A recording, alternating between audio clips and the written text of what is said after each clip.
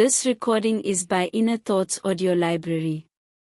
Where wisdom meets everyday life, enjoy today's book.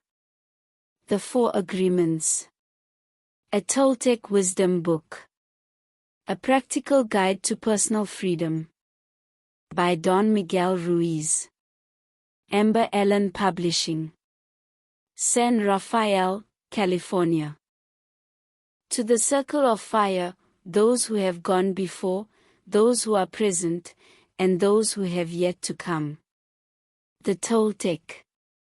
Thousands of years ago, the Toltec were known throughout southern Mexico as women and men of knowledge. Anthropologists have spoken of the Toltec as a nation or a race, but, in fact, the Toltec were scientists and artists who formed a society to explore and conserve the spiritual knowledge and practices of the ancient ones. They came together as masters, Nawals, and students at Teotihuacan, the ancient city of pyramids outside Mexico City, known as the place where man becomes God. Over the millennia, the Nawals were forced to conceal their ancestral wisdom and maintain its existence in obscurity. European conquest, coupled with rampant misuse of personal power by a few of the apprentices, made it necessary to shield the knowledge from those who were not prepared to use it wisely or who might intentionally misuse it for personal gain. Fortunately, the esoteric Toltec knowledge was embodied and passed on through generations by different lineages of Nawals. Though it remained veiled in secrecy for hundreds of years, ancient prophecies foretold the coming of an age when it would be necessary to return the wisdom to the people. Now, Don Miguel Ruiz, a Nawal from the Eagle Knight lineage, has been guided to share with us the powerful teachings of the Toltec. Toltec knowledge arises from the same essential unity of truth as all the sacred esoteric traditions found around the world. Though it is not a religion, it honors all the spiritual masters who have taught on the earth. While it does embrace spirit, it is most accurately described as a way of life, distinguished by the ready accessibility of happiness and love. Introduction. The Smokey Mirror. 3,000 years ago, there was a human just like you and me who lived near a city surrounded by mountains. The human was studying to become a medicine man, to learn the knowledge of his ancestors, but he didn't completely agree with everything he was learning. In his heart, he felt there must be something more. One day, as he slept in a cave, he dreamed that he saw his own body sleeping. He came out of the cave on the night of a new moon. The sky was clear, and he could see millions of stars. Then something happened inside of him that transformed his life forever. He looked at his hands, he felt his body, and he heard his own voice say, "I am made of light, I am made of stars." He looked at the stars again, and he realized that it's not the stars that create light, but rather light that creates the stars. Everything is made of light, he said, and the space in between isn't empty. And he knew that everything that exists is one living being, and that light is the messenger of life, because it is alive and contains all information. Then he realized that although he was made of stars, he was not those stars. "I am in between the stars," he thought. So he called the stars the tonal and the light between the stars the Nawal, and he knew that what created the harmony and space between the two is life or intent. Without life, the tonal and the Nawal could not exist. Life is the force of the Absolute, the Supreme, the Creator who creates everything. This is what he discovered: everything in existence is a manifestation of the one living being we call God. Everything is God. And he came to the conclusion that human perception is merely light perceiving light. He also saw that matter is a mirror, Everything is a mirror that reflects light and creates images of that light, and the world of illusion, the dream, is just like smoke which doesn't allow us to see what we really are. The real us is pure love, pure light, he said. This realization changed his life. Once he knew what he really was, he looked around at other humans and the rest of nature, and he was amazed at what he saw.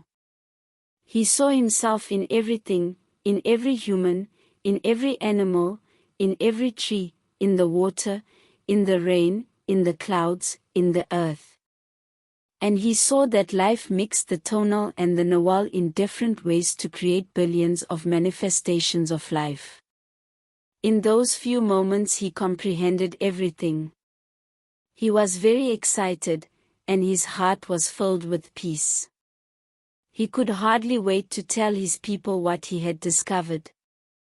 But there were no words to explain it. He tried to tell the others, but they could not understand. They could see that he had changed, that something beautiful was radiating from his eyes and his voice. They noticed that he no longer had judgment about anything or anyone. He was no longer like anyone else. He could understand everyone very well, but no one could understand him. They believed that he was an incarnation of God, and he smiled when he heard this and he said, "It is true. I am God. But you are also God. We are the same, you and I. We are images of light. We are God." But still the people didn't understand him. He had discovered that he was a mirror for the rest of the people, a mirror in which he could see himself. Everyone is a mirror, he said. He saw himself in everyone, but nobody saw him as themselves. And he realized that everyone was dreaming, but without awareness, without knowing what they really are. They couldn't see him as themselves because there was a wall of fog or smoke between the mirrors. And that wall of fog was made by the interpretation of images of light, the dream of humans. Then he knew that he would soon forget all that he had learned. He wanted to remember all the visions he had had, so he decided to call himself the Smoky Mirror so that he would always know that matter is a mirror and the smoke in between is what keeps us from knowing what we are. He said, "I am the Smoky Mirror, because I am looking at myself in all of you, but we don't recognize each other because of the smoke in between us. That smoke is the dream, and the mirror is you, the dreamer. Living is easy with eyes closed, misunderstanding all you see." John Lennon. Domestication and the Dream of the Planet. What you are seeing and hearing right now is nothing but a dream. You are dreaming right now in this moment. You are dreaming with the brain awake. Dreaming is the main function of the mind, and the mind dreams 24 hours a day.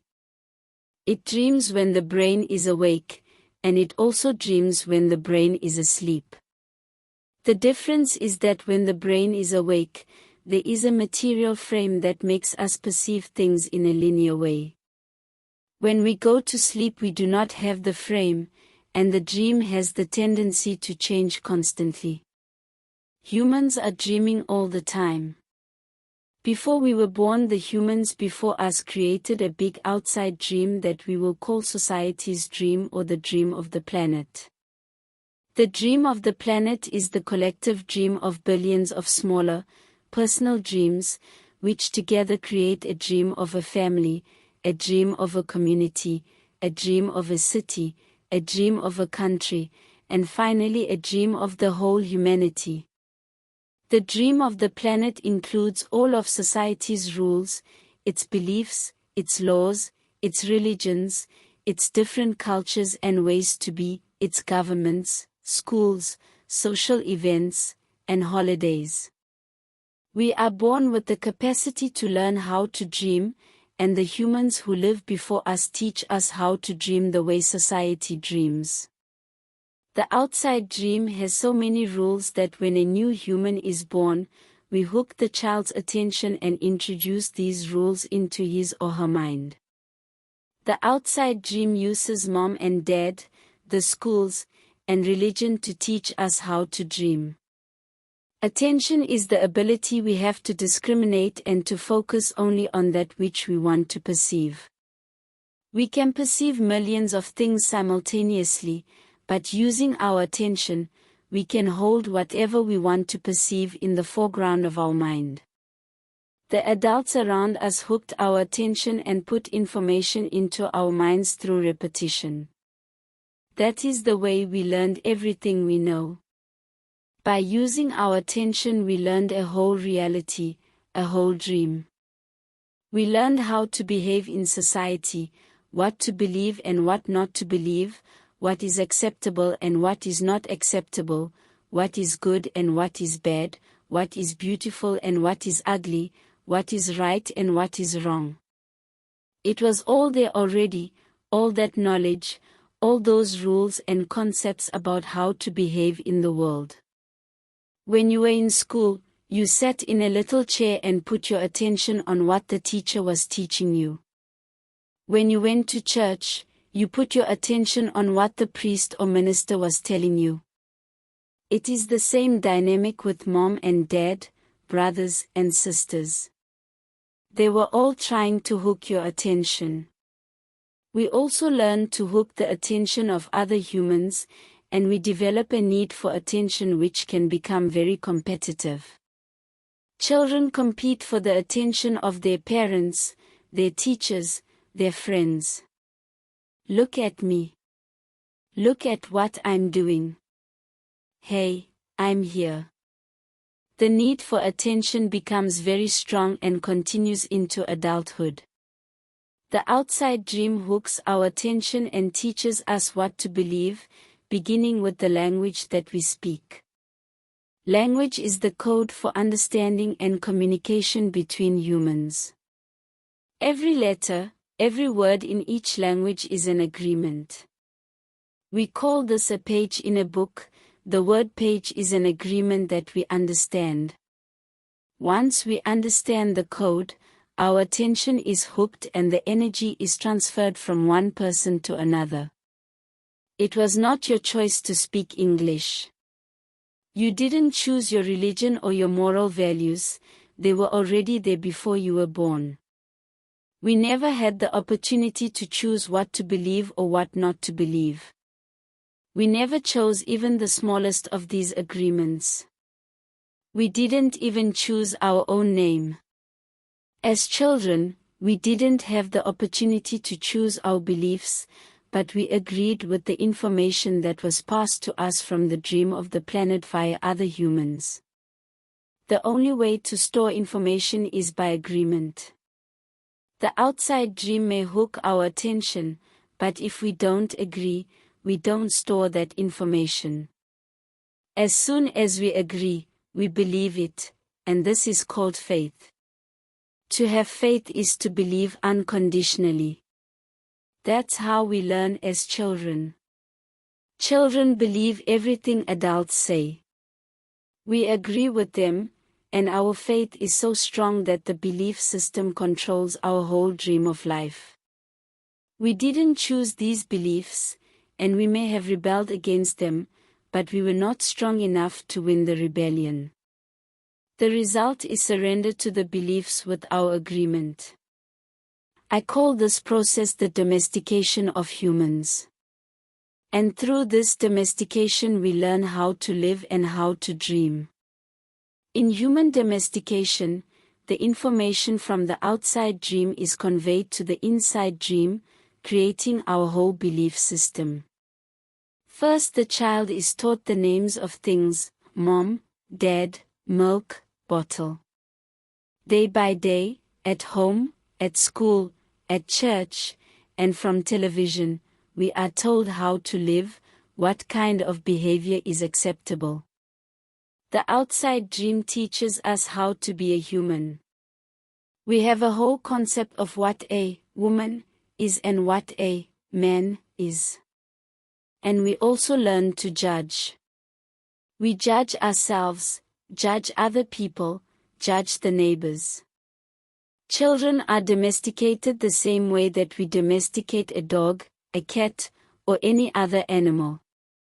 In order to teach a dog, we punish the dog and we give it rewards. We train our children whom we love so much the same way that we train any domesticated animal, with a system of punishment and reward. We are told, "You're a good boy," or "You're a good girl," when we do what mom and dad want us to do. When we don't, we are a bad girl or a bad boy. When we went against the rules, we were punished. When we went along with the rules, we got a reward. We were punished many times a day, and we were also rewarded many times a day. Soon we became afraid of being punished and also afraid of not receiving the reward. The reward is the attention that we got from our parents or from other people like siblings, teachers, and friends. We soon develop a need to hook other people's attention in order to get the reward. The reward feels good, and we keep doing what others want us to do in order to get the reward.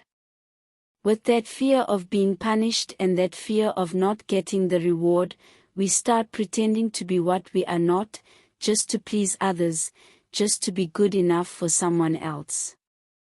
We try to please mom and dad, we try to please the teachers at school, we try to please the church, and so we start acting. We pretend to be what we are not because we are afraid of being rejected.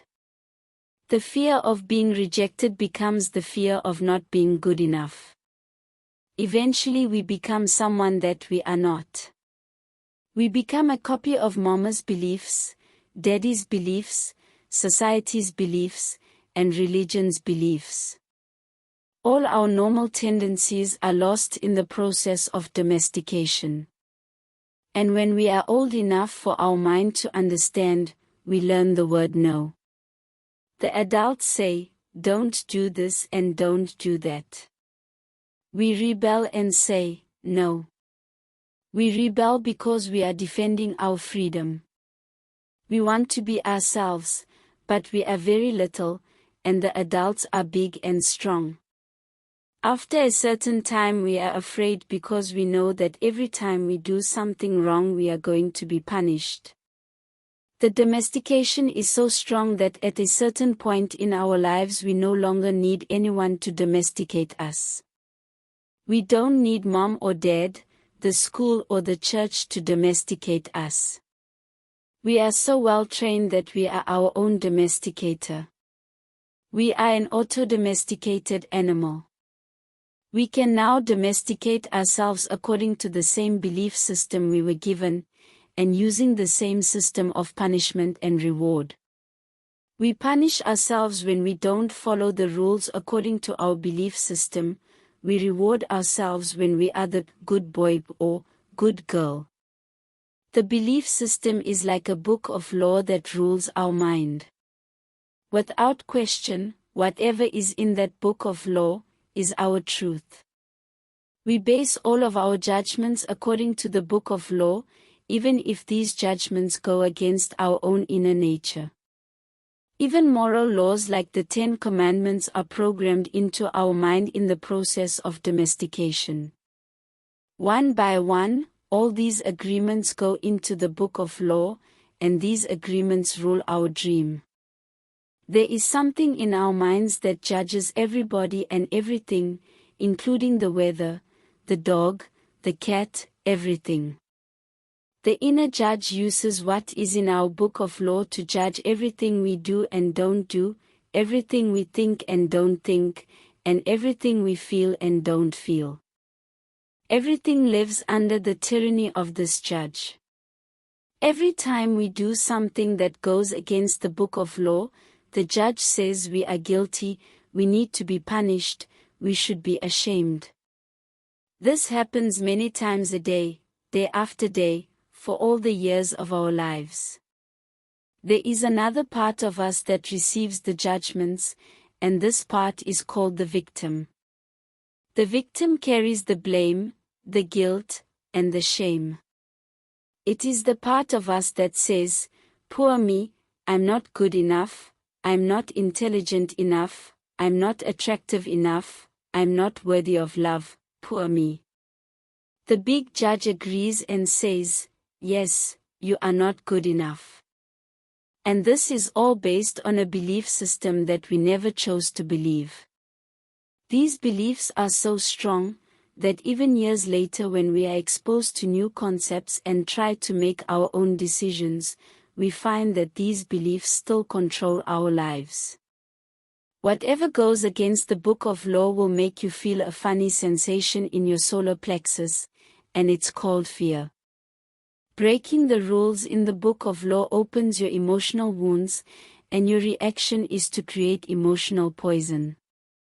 Because everything that is in the book of law has to be true, anything that challenges what you believe is going to make you feel unsafe. Even if the book of law is wrong, it makes you feel safe. That is why we need a great deal of courage to challenge our own beliefs. Because even if we know we didn't choose all these beliefs, it is also true that we agreed to all of them. The agreement is so strong that even if we understand the concept of it not being true, we feel the blame, the guilt, and the shame that occur if we go against these rules. Just as the government has a book of laws that rule the society's dream, our belief system is the book of laws that rules our personal dream. All these laws exist in our mind, we believe them, and the judge inside us bases everything on these rules. The judge decrees, and the victim suffers the guilt and punishment. But who says there is justice in this dream? True justice is paying only once for each mistake. True injustice is paying more than once for each mistake. How many times do we pay for one mistake? The answer is thousands of times. The human is the only animal on earth that pays 1,000 times for the same mistake. The rest of the animals pay once for every mistake they make. But not us. We have a powerful memory. We make a mistake, we judge ourselves, we find ourselves guilty, and we punish ourselves. If justice exists, then that was enough, we don't need to do it again. But every time we remember, we judge ourselves again, we are guilty again, and we punish ourselves again, and again, and again. If we have a wife or husband, he or she also reminds us of the mistake, so we can judge ourselves again, punish ourselves again, and find ourselves guilty again. Is this fair? How many times do we make our spouse, our children, or our parents pay for the same mistake? Every time we remember the mistake, we blame them again and send them all the emotional poison we feel at the injustice, and then we make them pay again for the same mistake. Is that justice? The judge in the mind is wrong because the belief system, the book of law, is wrong. The whole dream is based on false law.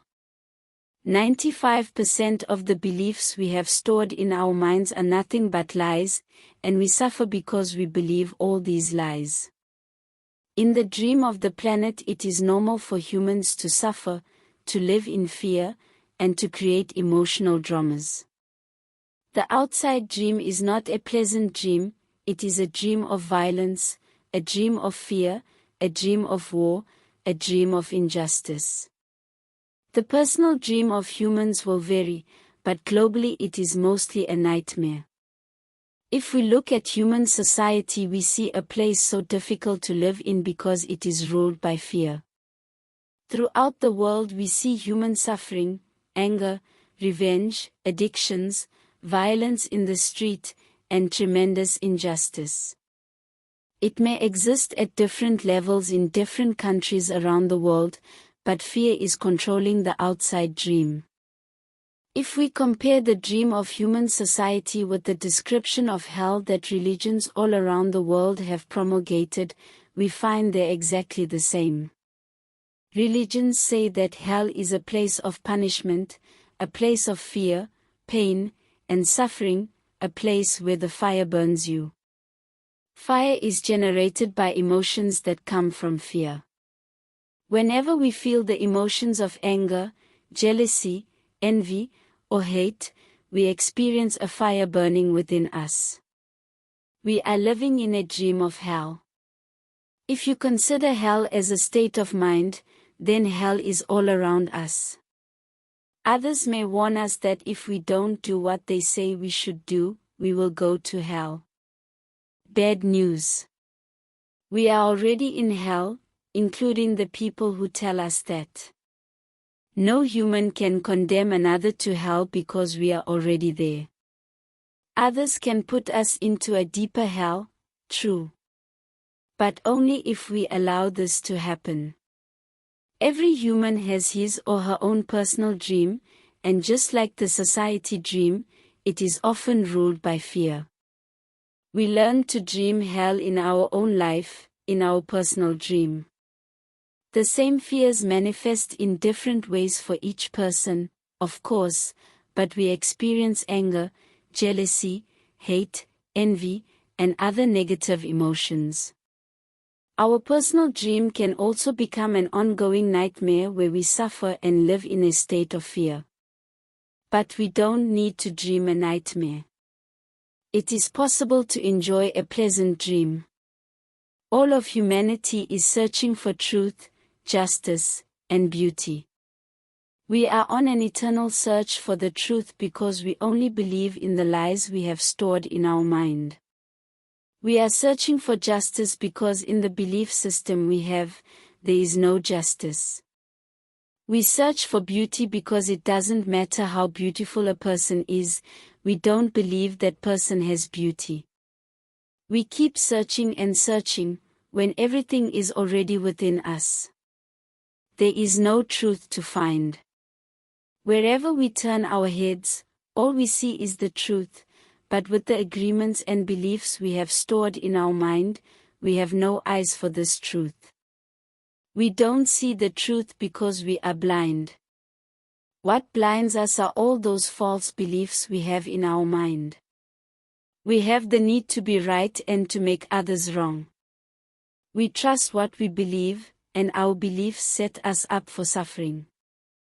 It is as if we live in the middle of a fog that doesn't let us see any further than our own nose. We live in a fog that is not even real. This fog is a dream, your personal dream of life, what you believe, all the concepts you have about what you are, all the agreements you have made with others, with yourself, and even with God. Your whole mind is a fog which the Toltecs called a mitote, pronounced mitote.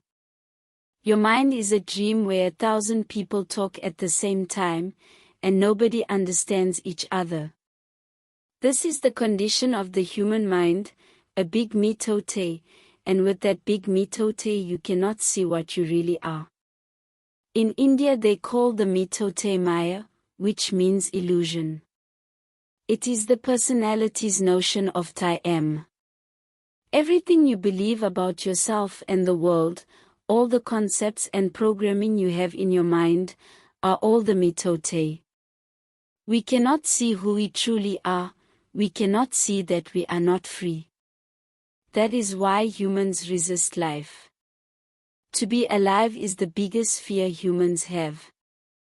Death is not the biggest fear we have. Our biggest fear is taking the risk to be alive, the risk to be alive and express what we really are. Just being ourselves is the biggest fear of humans. We have learned to live our lives trying to satisfy other people's demands. We have learned to live by other people's points of view because of the fear of not being accepted and of not being good enough for someone else. During the process of domestication, we form an image of what perfection is in order to try to be good enough. We create an image of how we should be in order to be accepted by everybody. We especially try to please the ones who love us, like mom and dad, big brothers and sisters, the priests and the teacher. Trying to be good enough for them, we create an image of perfection, but we don't fit this image. We create this image, but this image is not real. We are never going to be perfect from this point of view. Never. Not being perfect, we reject ourselves. And the level of self-rejection depends upon how effective the adults were in breaking our integrity. After domestication, it is no longer about being good enough for anybody else. We are not good enough for ourselves because we don't fit with our own image of perfection. We cannot forgive ourselves for not being what we wish to be, or rather what we believe we should be. We cannot forgive ourselves for not being perfect. We know we are not what we believe we are supposed to be, and so we feel false, frustrated, and dishonest. We try to hide ourselves, and we pretend to be what we are not. The result is that we feel unauthentic and wear social masks to keep others from noticing this. We are so afraid that somebody else will notice that we are not what we pretend to be. We judge others according to our image of perfection as well, and naturally they fall short of our expectations. We dishonor ourselves just to please other people. We even do harm to our physical bodies just to be accepted by others. You see teenagers taking drugs just to avoid being rejected by other teenagers. They are not aware that the problem is that they don't accept themselves. They reject themselves because they are not what they pretend to be. They wish to be a certain way, but they are not, and for this they carry shame and guilt. Humans punish themselves endlessly for not being what they believe they should be. They become very self-abusive, and they use other people to abuse themselves as well. But nobody abuses us more than we abuse ourselves, and it is the judge, the victim, and the belief system that make us do this. True, we find people who say their husband or wife, or mother or father, abuse them, but you know that we abuse ourselves much more than that. The way we judge ourselves is the worst judge that ever existed. If we make a mistake in front of people, we try to deny the mistake and cover it up. But as soon as we are alone, the judge becomes so strong, the guilt is so strong, and we feel so stupid, or so bad, or so unworthy. In your whole life nobody has ever abused you more than you have abused yourself. And the limit of your self-abuse is exactly the limit that you will tolerate from someone else. If someone abuses you a little more than you abuse yourself, you will probably walk away from that person. But if someone abuses you a little less than you abuse yourself, you will probably stay in the relationship and tolerate it endlessly. If you abuse yourself very badly, you can even tolerate someone who beats you up, humiliates you, and treats you like dirt. Why? Because in your belief system you say, I deserve it. This person is doing me a favor by being with me. I'm not worthy of love and respect. I'm not good enough. We have the need to be accepted and to be loved by others, but we cannot accept and love ourselves. The more self-love we have, the less we will experience self-abuse. Self-abuse comes from self-rejection, and self-rejection comes from having an image of what it means to be perfect and never measuring up to that ideal. Our image of perfection is the reason we reject ourselves. It is why we don't accept ourselves the way we are, and why we don't accept others the way they are. Prelude to a New Dream. There are thousands of agreements you have made with yourself, with other people, with your dream of life, with God, with society, with your parents, with your spouse, with your children. But the most important agreements are the ones you made with yourself. In these agreements you tell yourself who you are, what you feel, what you believe, and how to behave. The result is what you call your personality. In these agreements you say, this is what I am. This is what I believe. I can do certain things, and some things I cannot do. This is reality, that is fantasy, this is possible, that is impossible. One single agreement is not such a problem, but we have many agreements that make us suffer, that make us fail in life. If you want to live a life of joy and fulfillment, you have to find the courage to break those agreements that are fear-based and claim your personal power. The agreements that come from fear require us to expend a lot of energy, but the agreements that come from love help us to conserve energy and even gain extra energy. Each of us is born with a certain amount of personal power that we rebuild every day after we rest. Unfortunately, we spend all our personal power first to create all these agreements and then to keep these agreements. Our personal power is dissipated by all the agreements we have created, and the result is that we feel powerless.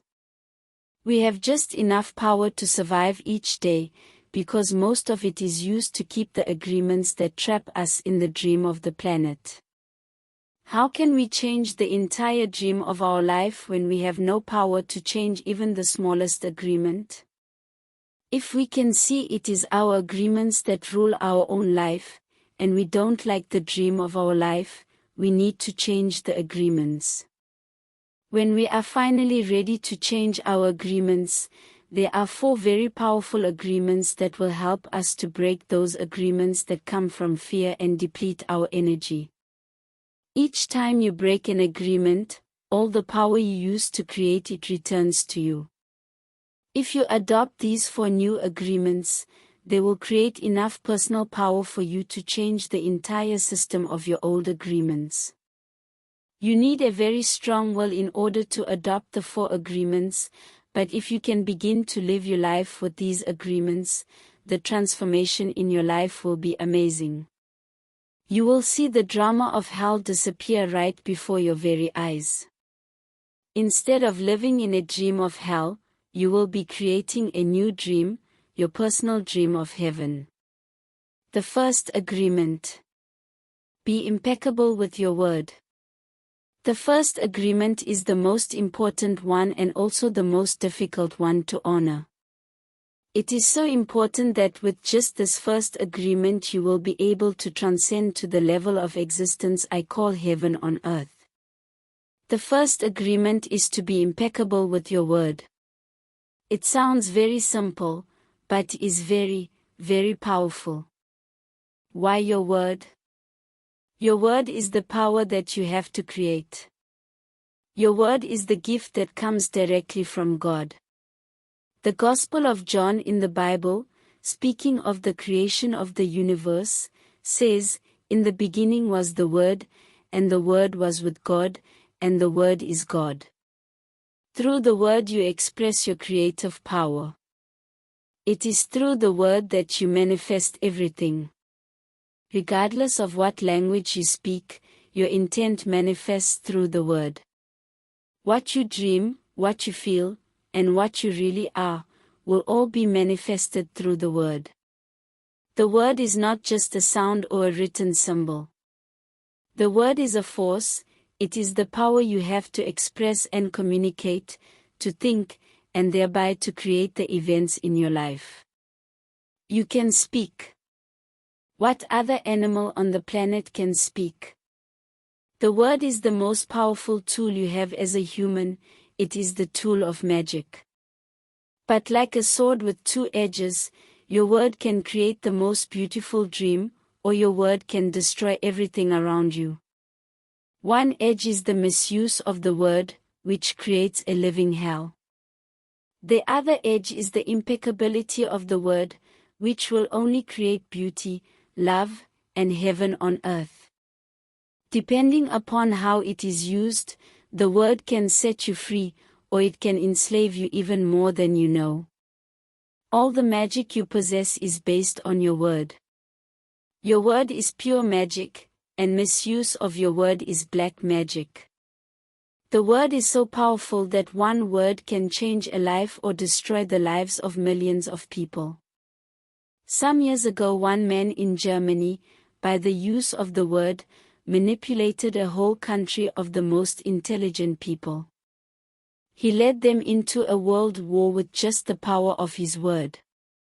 He convinced others to commit the most atrocious acts of violence.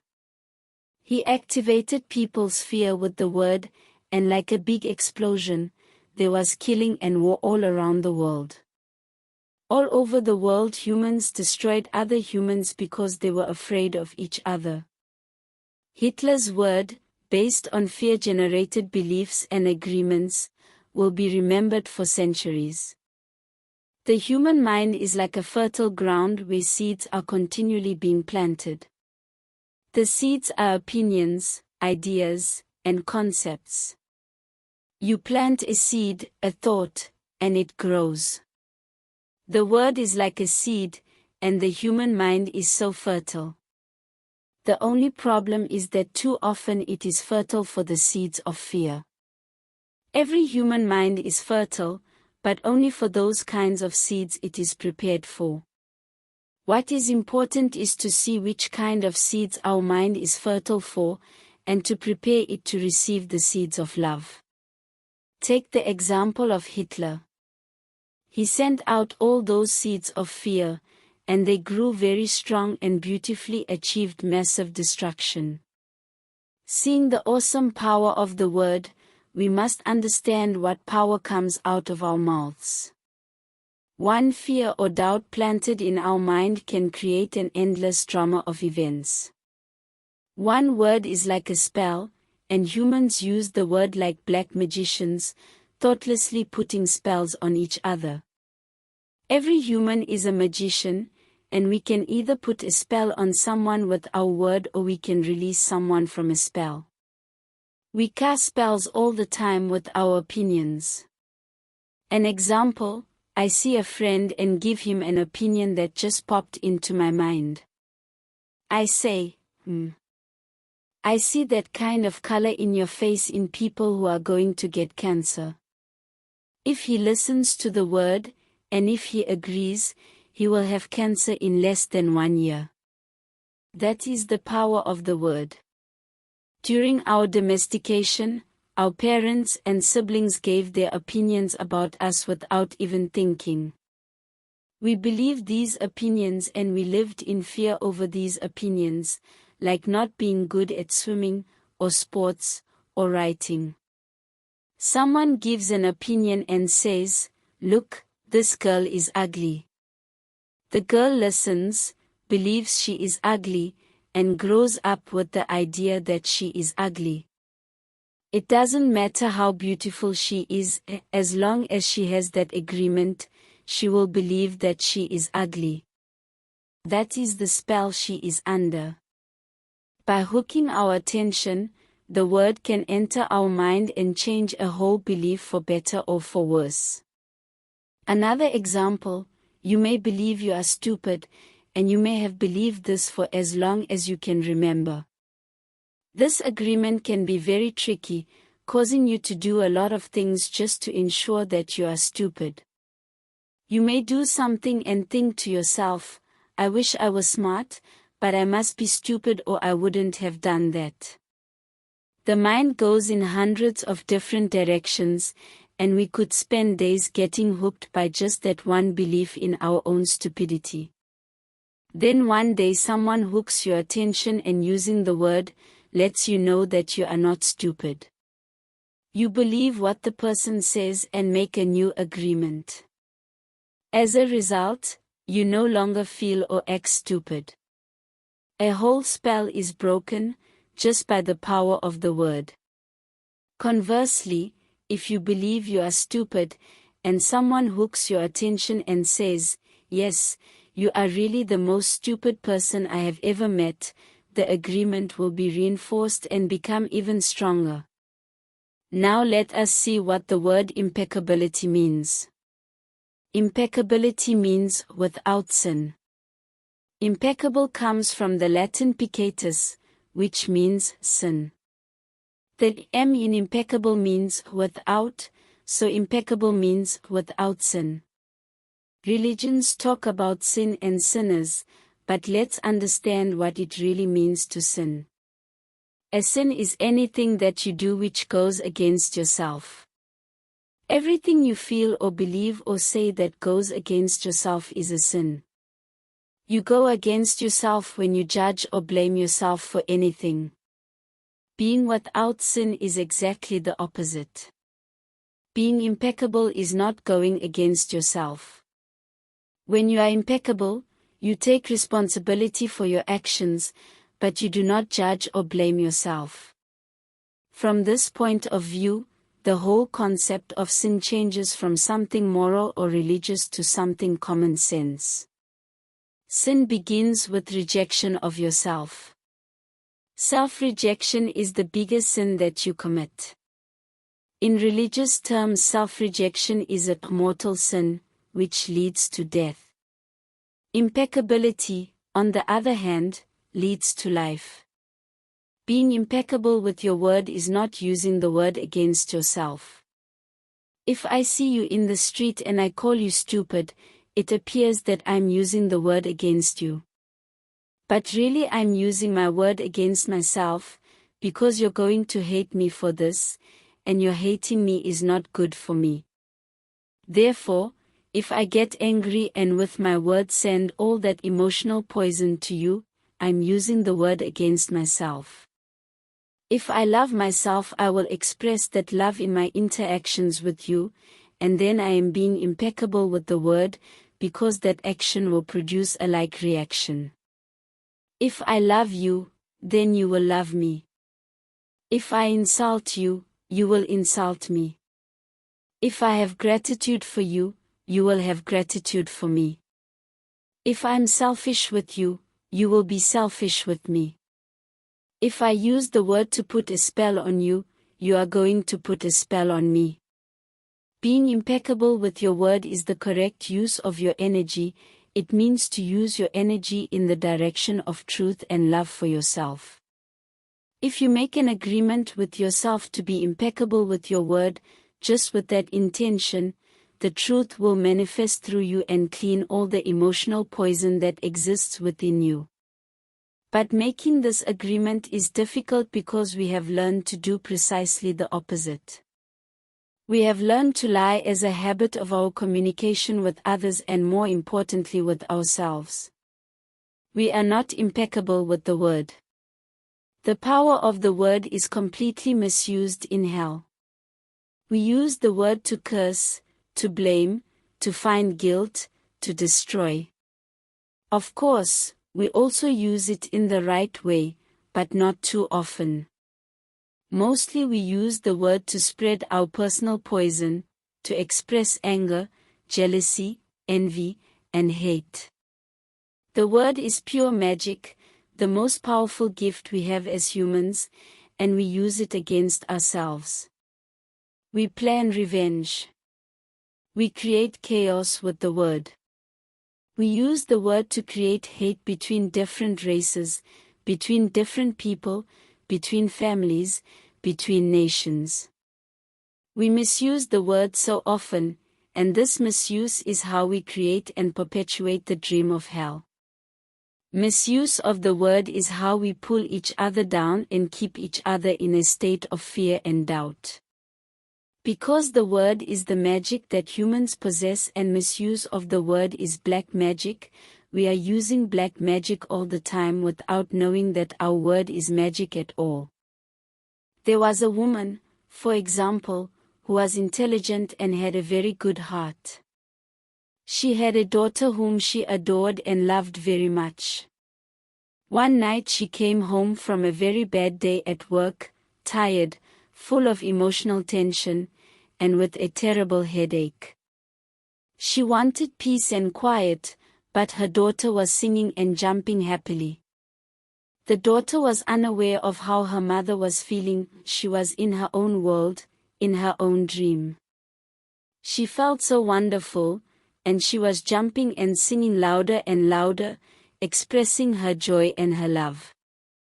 She was singing so loud that it made her mother's headache even worse, and at a certain moment, the mother lost control. Angrily she looked at her beautiful little girl and said, "Shut up. You have an ugly voice. Can you just shut up?" The truth is that the mother's tolerance for any noise was non-existent. It was not that the little girl's voice was ugly. But the daughter believed what her mother said, and in that moment she made an agreement with herself. After that she no longer sang, because she believed her voice was ugly and would bother anyone who heard it. She became shy at school, and if she was asked to sing, she refused. Even speaking to others became difficult for her. Everything changed in the little girl because of this new agreement. She believed she must repress her emotions in order to be accepted and loved. Whenever we hear an opinion and believe it, we make an agreement, and it becomes part of our belief system. This little girl grew up, and even though she had a beautiful voice, she never sang again. She developed a whole complex from one spell. This spell was cast upon her by the one who loved her the most, her own mother. Her mother didn't notice what she did with her word. She didn't notice that she used black magic and put a spell on her daughter. She didn't know the power of her word, and therefore she isn't to blame. She did what her own mother, father, and others had done to her in many ways.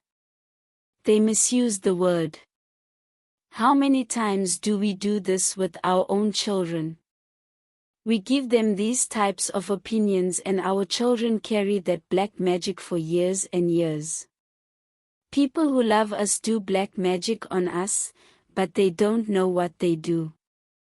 That is why we must forgive them. They don't know what they do. Another example, you awake in the morning feeling very happy. You feel so wonderful, you stay 1 or 2 hours in front of the mirror, making yourself beautiful. Well, one of your best friends says, "What has happened to you? You look so ugly. Look at the dress you are wearing, you look ridiculous." That's it, that is enough to put you all the way down in hell. Maybe this girlfriend just told you this to hurt you. And she did. She gave you an opinion with all the power of her word behind it. If you accept the opinion, it becomes an agreement now, and you put all your power into that opinion. That opinion becomes black magic. These types of spells are difficult to break. The only thing that can break a spell is to make a new agreement based on truth. The truth is the most important part of being impeccable with your word. On one side of the sword are the lies which create black magic, and on the other side of the sword is the truth which has the power to break the spell of black magic. Only the truth will set us free. Looking at everyday human interactions, imagine how many times we cast spells on each other with our word. Over time this interaction has become the worst form of black magic, and we call it gossip. Gossip is black magic at its very worst because it is pure poison. We learned how to gossip by agreement. When we were children, we heard the adults around us gossiping all the time, openly giving their opinions about other people. They even had opinions about people they didn't know. Emotional poison was transferred along with the opinions, and we learned this as the normal way to communicate. Gossiping has become the main form of communication in human society. It has become the way we feel close to each other, because it makes us feel better to see someone else feel as badly as we do. There is an old expression that says, misery likes company, and people who are suffering in hell don't want to be all alone. Fear and suffering are an important part of the dream of the planet. They are how the dream of the planet keeps us down. Using the analogy of the human mind as a computer, gossip can be compared to a computer virus. A computer virus is a piece of computer language written in the same language all the other codes are written in, but with a harmful intent.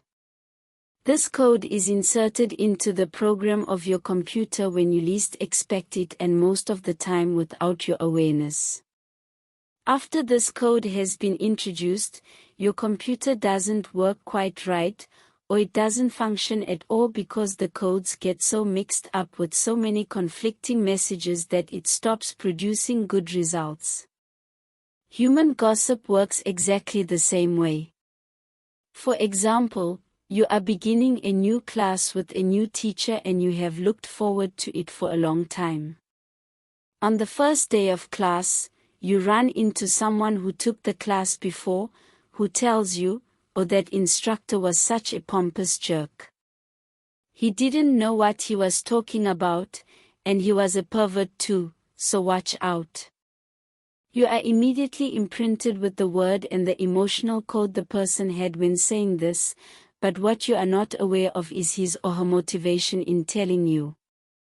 This person could be angry for failing the class or simply making an assumption based on fears and prejudices, but because you have learned to ingest information like a child, some part of you believes the gossip, and you go on to the class. As the teacher speaks, you feel the poison come up inside you and you don't realize you see the teacher through the eyes of the person who gave you that gossip. Then you start talking to other people in the class about this, and they start to see the teacher in the same way, as a jerk and a pervert. You really hate the class, and soon you decide to drop out. You blame the teacher, but it is gossip that is to blame. All of this mess can be caused by one little computer virus. One little piece of misinformation can break down communication between people, causing every person it touches to become infected and contagious to others. Imagine that every single time others gossip to you, they insert a computer virus into your mind, causing you to think a little less clearly every time. Then imagine that in an effort to clean up your own confusion and get some relief from the poison, you gossip and spread these viruses to someone else. Now imagine this pattern going on in a never-ending chain between all the humans on Earth. The result is a world full of humans who can only read information through circuits that are clogged with a poisonous, contagious virus. Once again, this poisonous virus is what the Toltecs called the mitote, the chaos of 1,000 different voices all trying to talk at once in the mind. Even worse are the black magicians or computer hackers who intentionally spread the virus. Think back to a time when you or someone you know was angry with someone else and desired revenge. In order to seek revenge, you said something to or about that person with the intention of spreading poison and making that person feel bad about him or herself. As children we do this quite thoughtlessly, but as we grow older we become much more calculated in our efforts to bring other people down.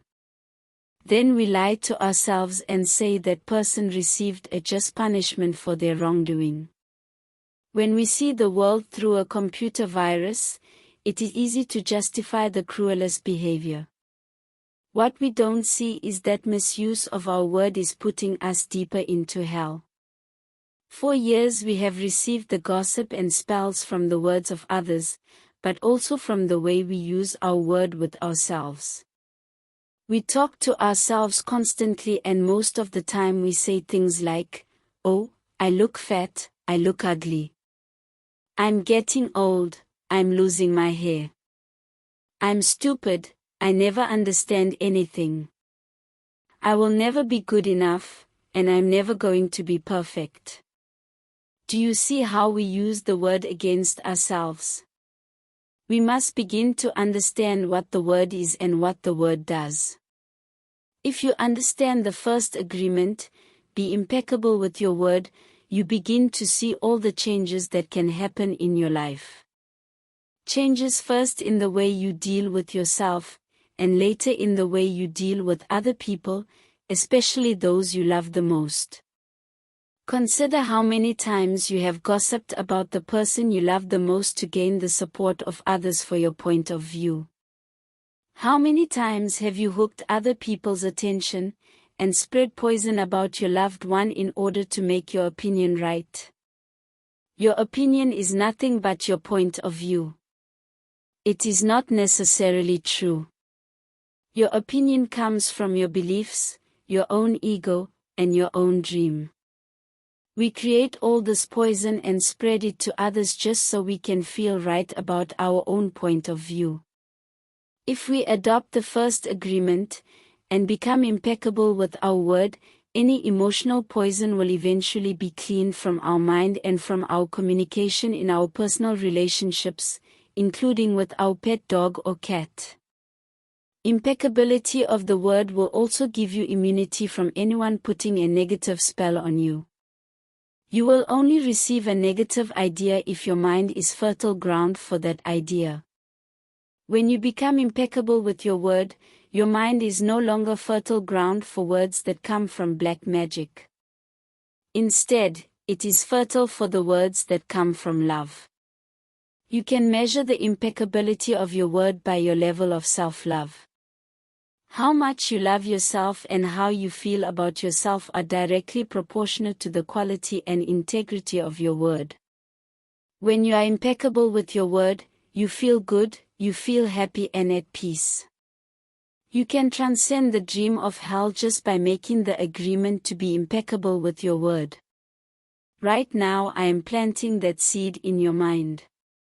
Whether or not the seed grows depends upon how fertile your mind is for the seeds of love. It is up to you to make this agreement with yourself: I am impeccable with my word. Nurture the seed, and as it grows in your mind, it will generate more seeds of love to replace the seeds of fear. This first agreement will change the kind of seeds your mind is fertile for.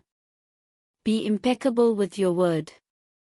This is the first agreement that you should make if you want to be free, if you want to be happy, if you want to transcend the level of existence that is hell.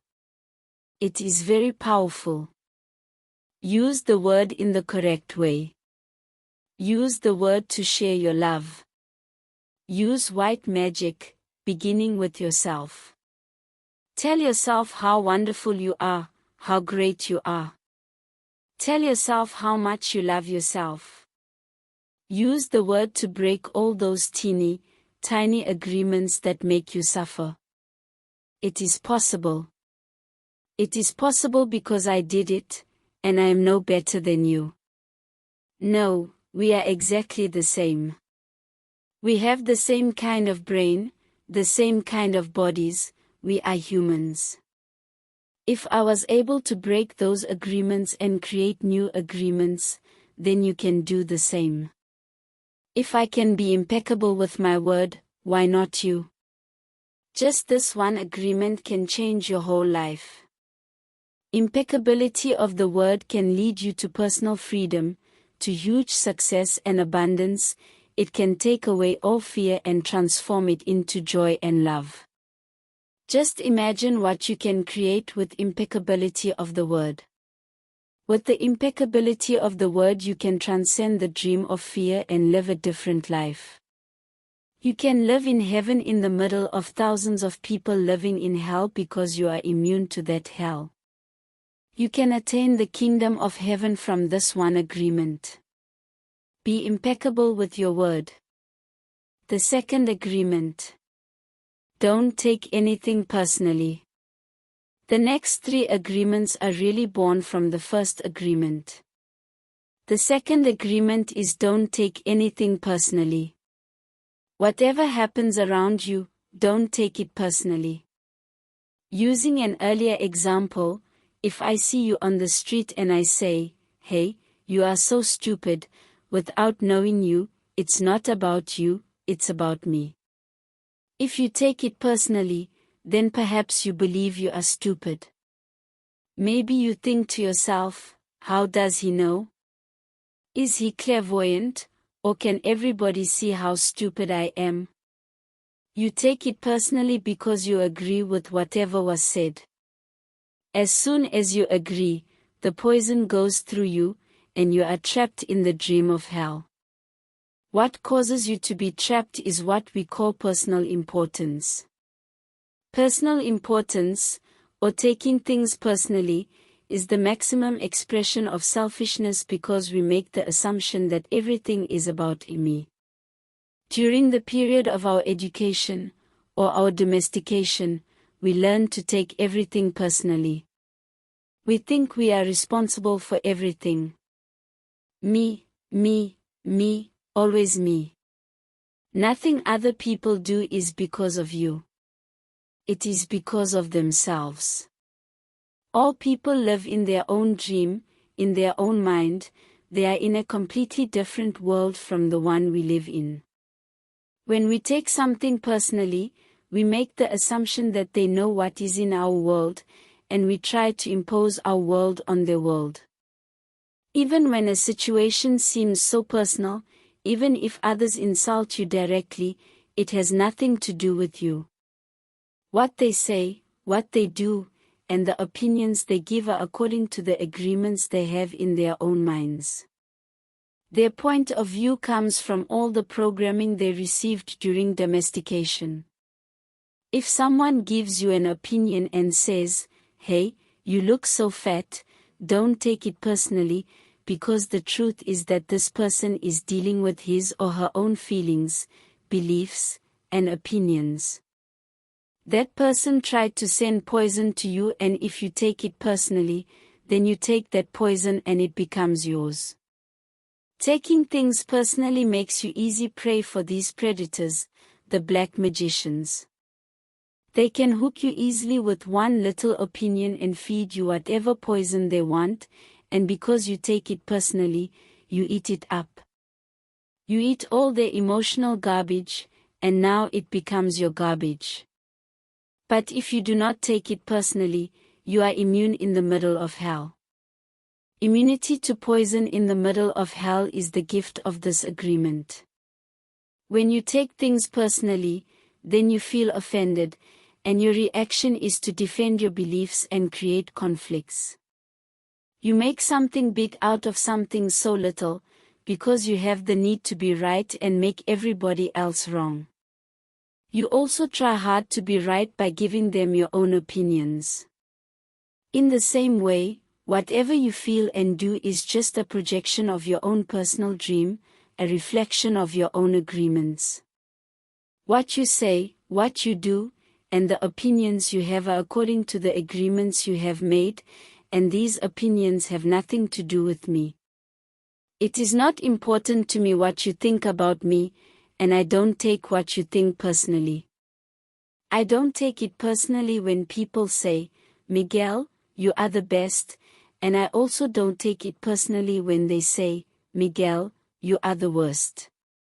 I know that when you are happy you will tell me, "Miguel, you are such an angel." But, when you are mad at me you will say, "Oh, Miguel, you are such a devil. You are so disgusting. How can you say those things?" Either way, it does not affect me because I know what I am. I don't have the need to be accepted. I don't have the need to have someone tell me, "Miguel, you are doing so good," or, "How dare you do that?" No, I don't take it personally. Whatever you think, whatever you feel, I know is your problem and not my problem. It is the way you see the world. It is nothing personal, because you are dealing with yourself, not with me. Others are going to have their own opinion according to their belief system, so nothing they think about me is really about me, but it is about them. You may even tell me, Miguel, what you are saying is hurting me. But it is not what I am saying that is hurting you, it is that you have wounds that I touch by what I have said. You are hurting yourself. There is no way that I can take this personally. Not because I don't believe in you or don't trust you, but because I know that you see the world with different eyes, with your eyes. You create an entire picture or movie in your mind, and in that picture you are the director, you are the producer, you are the main actor or actress. Everyone else is a secondary actor or actress. It is your movie. The way you see that movie is according to the agreements you have made with life. Your point of view is something personal to you. It is no one's truth but yours. Then, if you get mad at me, I know you are dealing with yourself. I am the excuse for you to get mad. And you get mad because you are afraid, because you are dealing with fear. If you are not afraid, there is no way you will get mad at me. If you are not afraid, there is no way you will hate me. If you are not afraid, there is no way you will be jealous or sad. If you live without fear, if you love, there is no place for any of those emotions. If you don't feel any of those emotions, it is logical that you will feel good. When you feel good, everything around you is good. When everything around you is great, everything makes you happy. You are loving everything that is around you, because you are loving yourself. Because you like the way you are. Because you are content with you. Because you are happy with your life. You are happy with the movie that you are producing, happy with your agreements with life. You are at peace, and you are happy. You live in that state of bliss where everything is so wonderful, and everything is so beautiful. In that state of bliss you are making love all the time with everything that you perceive. Whatever people do, feel, think, or say, don't take it personally. If they tell you how wonderful you are, they are not saying that because of you. You know you are wonderful. It is not necessary to believe other people who tell you that you are wonderful. Don't take anything personally. Even if someone got a gun and shot you in the head, it was nothing personal. Even at that extreme. Even the opinions you have about yourself are not necessarily true, therefore, you don't need to take whatever you hear in your own mind personally. The mind has the ability to talk to itself, but it also has the ability to hear information that is available from other realms. Sometimes you hear a voice in your mind, and you may wonder where it came from. This voice may have come from another reality in which there are living beings very similar to the human mind. The Toltecs called these beings allies. In Europe, Africa, and India they called them the gods. Our mind also exists in the level of the gods. Our mind also lives in that reality and can perceive that reality. The mind sees with the eyes and perceives this waking reality. But the mind also sees and perceives without the eyes, although the reason is hardly aware of this perception. The mind lives in more than one dimension. There may be times when you have ideas that don't originate in your mind, but you are perceiving them with your mind. You have the right to believe or not believe these voices and the right not to take what they say personally. We have a choice whether or not to believe the voices we hear within our own minds, just as we have a choice of what to believe and agree with in the dream of the planet. The mind can also talk and listen to itself. The mind is divided as your body is divided. Just as you can say, I have one hand, and I can shake my other hand and feel the other hand, the mind can talk to itself. Part of the mind is speaking, and the other part is listening. It is a big problem when 1,000 parts of your mind are all speaking at the same time. This is called a method, remember? The method can be compared to a huge marketplace where thousands of people are talking and bartering at the same time. Each one has different thoughts and feelings, each one has a different point of view. The programming in the mind, all of those agreements we have made, are not necessarily compatible with each other. Every agreement is like a separate living being, it has its own personality and its own voice. There are conflicting agreements that go against other agreements and on until it becomes a big war in the mind. The method is the reason humans hardly know what they want, how they want it, or when they want it. They don't agree with themselves because there are parts of the mind that want one thing, and other parts that want exactly the opposite. Some part of the mind has objections to certain thoughts and actions, and another part supports the actions of the opposing thoughts. All these little living beings create inner conflict because they are alive and they each have a voice. Only by making an inventory of our agreements will we uncover all of the conflicts in the mind and eventually make order out of the chaos of the method. Don't take anything personally, because by taking things personally you set yourself up to suffer for nothing. Humans are addicted to suffering at different levels and to different degrees, and we support each other in maintaining these addictions. Humans agree to help each other suffer. If you have the need to be abused, you will find it easy to be abused by others. Likewise, if you are with people who need to suffer, something in you makes you abuse them. It is as if they have a note on their back that says, "Please kick me." They are asking for justification for their suffering. Their addiction to suffering is nothing but an agreement that is reinforced every day. Wherever you go you will find people lying to you, and as your awareness grows, you will notice that you also lie to yourself. Do not expect people to tell you the truth because they also lie to themselves. You have to trust yourself and choose to believe or not to believe what someone says to you.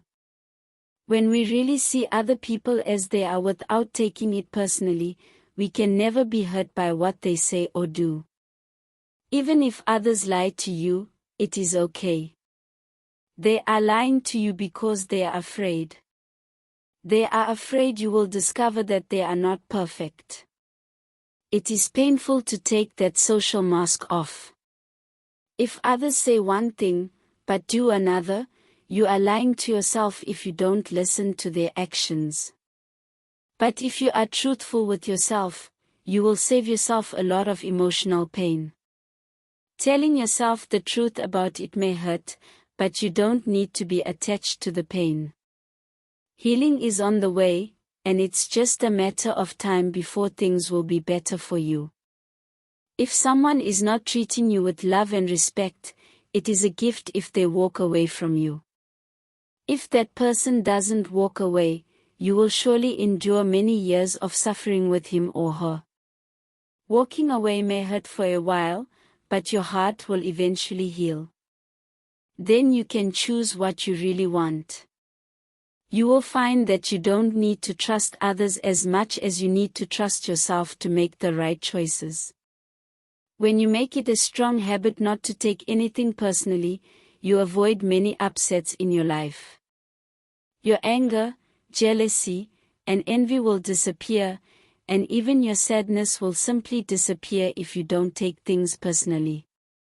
If you can make this second agreement a habit, you will find that nothing can put you back into hell. There is a huge amount of freedom that comes to you when you take nothing personally. You become immune to black magicians, and no spell can affect you regardless of how strong it may be. The whole world can gossip about you, and if you don't take it personally you are immune. Someone can intentionally send emotional poison, and if you don't take it personally, you will not eat it. When you don't take the emotional poison, it becomes even worse in the sender, but not in you. You can see how important this agreement is. Taking nothing personally helps you to break many habits and routines that trap you in the dream of hell and cause needless suffering. Just by practicing this second agreement, you begin to break dozens of teeny, tiny agreements that cause you to suffer. And if you practice the first two agreements, you will break 75% of the teeny, tiny agreements that keep you trapped in hell. Write this agreement on paper, and put it on your refrigerator to remind you all the time, don't take anything personally. As you make a habit of not taking anything personally, you won't need to place your trust in what others do or say. You will only need to trust yourself to make responsible choices. You are never responsible for the actions of others, you are only responsible for you. When you truly understand this, and refuse to take things personally, you can hardly be hurt by the careless comments or actions of others. If you keep this agreement, you can travel around the world with your heart completely open and no one can hurt you. You can say, I love you, without fear of being ridiculed or rejected. You can ask for what you need. You can say yes, or you can say no, whatever you choose, without guilt or self-judgment. You can choose to follow your heart always. Then you can be in the middle of hell and still experience inner peace and happiness. You can stay in your state of bliss, and hell will not affect you at all. The third agreement. Don't make assumptions. The third agreement is don't make assumptions. We have the tendency to make assumptions about everything. The problem with making assumptions is that we believe they are the truth. We could swear they are real. We make assumptions about what others are doing or thinking, we take it personally, then we blame them and react by sending emotional poison with our word. That is why whenever we make assumptions, we are asking for problems. We make an assumption, we misunderstand, we take it personally, and we end up creating a whole big drama for nothing. All the sadness and drama you have lived in your life was rooted in making assumptions and taking things personally. Take a moment to consider the truth of this statement. The whole war of control between humans is about making assumptions and taking things personally. Our whole dream of hell is based on that. We create a lot of emotional poison just by making assumptions and taking it personally, because usually we start gossiping about our assumptions. Remember, gossiping is the way we communicate to each other in the dream of hell and transfer poison to one another. Because we are afraid to ask for clarification, we make assumptions, and believe we are right about the assumptions, then we defend our assumptions and try to make someone else wrong. It is always better to ask questions than to make an assumption, because assumptions set us up for suffering. The big method in the human mind creates a lot of chaos which causes us to misinterpret everything and misunderstand everything. We only see what we want to see, and hear what we want to hear. We don't perceive things the way they are. We have the habit of dreaming with no basis in reality. We literally dream things up in our imaginations. Because we don't understand something, we make an assumption about the meaning, and when the truth comes out, the bubble of our dream pops and we find out it was not what we thought it was at all. An example, you are walking in the mall, and you see a person you like. That person turns to you and smiles, and then walks away. You can make a lot of assumptions just because of this one experience. With these assumptions you can create a whole fantasy. And you really want to believe this fantasy and make it real. A whole dream begins to form just from your assumptions, and you can believe, oh, this person really likes me. In your mind, a whole relationship begins from that. Maybe you even get married in this fantasy land. But the fantasy is in your mind, in your personal dream. Making assumptions in our relationships is really asking for problems.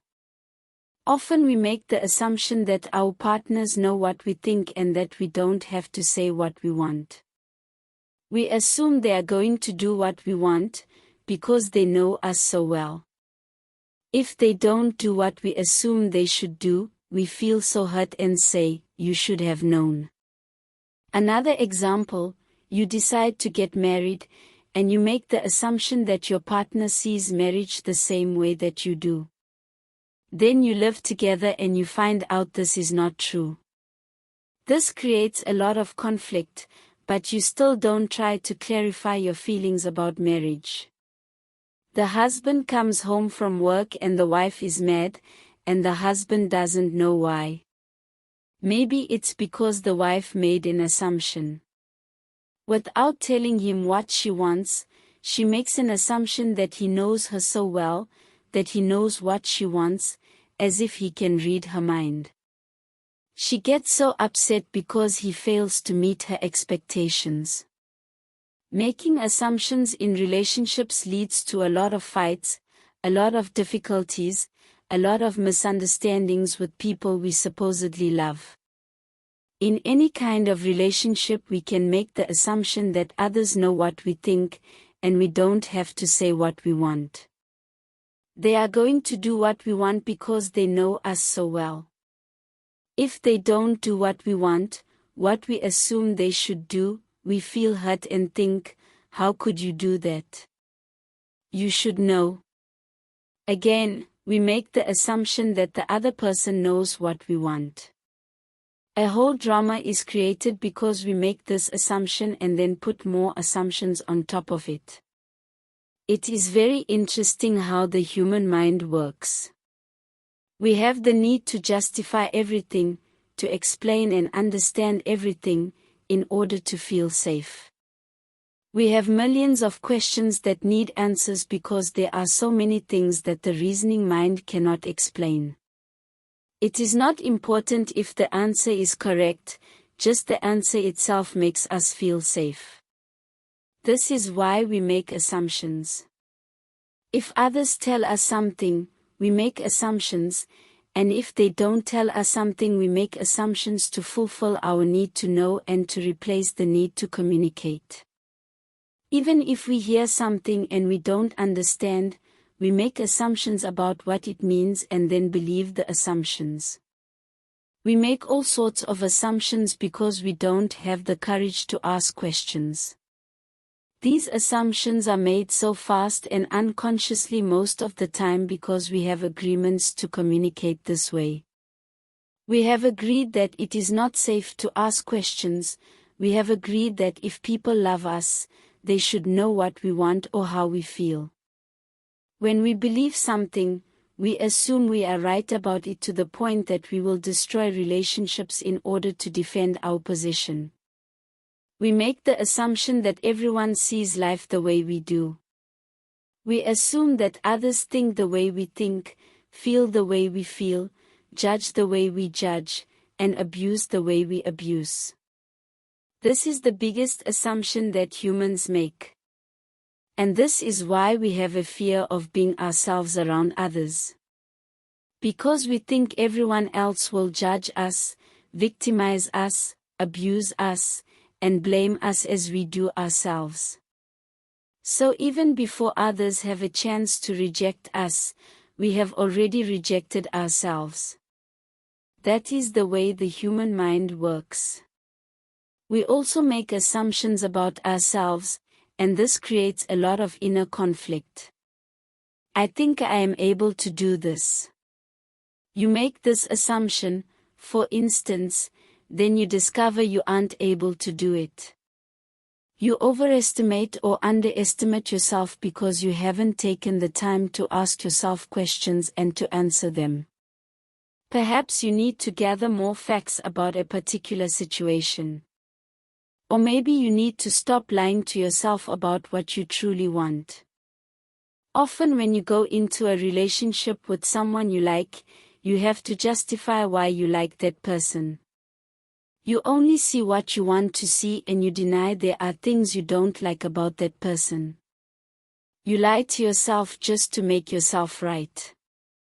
Then you make assumptions, and one of the assumptions is, my love will change this person. But this is not true. Your love will not change anybody. If others change, it's because they want to change, not because you can change them. Then something happens between the two of you, and you get hurt. Suddenly you see what you didn't want to see before, only now it is amplified by your emotional poison. Now you have to justify your emotional pain and blame them for your choices. We don't need to justify love, it is there or not there. Real love is accepting other people the way they are without trying to change them. If we try to change them, this means we don't really like them. Of course, if you decide to live with someone, if you make that agreement, it is always better to make that agreement with someone who is exactly the way you want him or her to be. Find someone whom you don't have to change at all. It is much easier to find someone who is already the way you want him or her to be, instead of trying to change that person. Also, that person must love you just the way you are, so he or she doesn't have to change you at all. If others feel they have to change you, that means they really don't love you just the way you are. So why be with someone if you're not the way he or she wants you to be? We have to be what we are, so we don't have to present a false image. If you love me the way I am, okay, take me. If you don't love me the way I am, okay, bye-bye. Find someone else. It may sound harsh, but this kind of communication means the personal agreements we make with others are clear and impeccable. Just imagine the day that you stop making assumptions with your partner and eventually with everyone else in your life. Your way of communicating will change completely, and your relationships will no longer suffer from conflicts created by mistaken assumptions. The way to keep yourself from making assumptions is to ask questions. Make sure the communication is clear. If you don't understand, ask. Have the courage to ask questions until you are clear as you can be, and even then do not assume you know all there is to know about a given situation. Once you hear the answer, you will not have to make assumptions because you will know the truth. Also, find your voice to ask for what you want. Everybody has the right to tell you no or yes, but you always have the right to ask. Likewise, everybody has the right to ask you, and you have the right to say yes or no. If you don't understand something, it is better for you to ask and be clear, instead of making an assumption. The day you stop making assumptions, you will communicate cleanly and clearly, free of emotional poison. Without making assumptions, your word becomes impeccable. With clear communication, all of your relationships will change, not only with your partner, but with everyone else. You won't need to make assumptions because everything becomes so clear. This is what I want, this is what you want. If we communicate in this way, our word becomes impeccable. If all humans could communicate in this way, with impeccability of the word, there would be no wars, no violence, no misunderstandings. All human problems would be resolved if we could just have good, clear communication. This, then, is the third agreement: don't make assumptions. Just saying this sounds easy, but I understand that it is difficult to do. It is difficult because we so often do exactly the opposite. We have all these habits and routines that we are not even aware of. Becoming aware of these habits and understanding the importance of this agreement is the first step. But understanding its importance is not enough. Information or an idea is merely the seed in your mind. What will really make the difference is action. Taking the action over and over again strengthens your will, nurtures the seed, and establishes a solid foundation for the new habit to grow.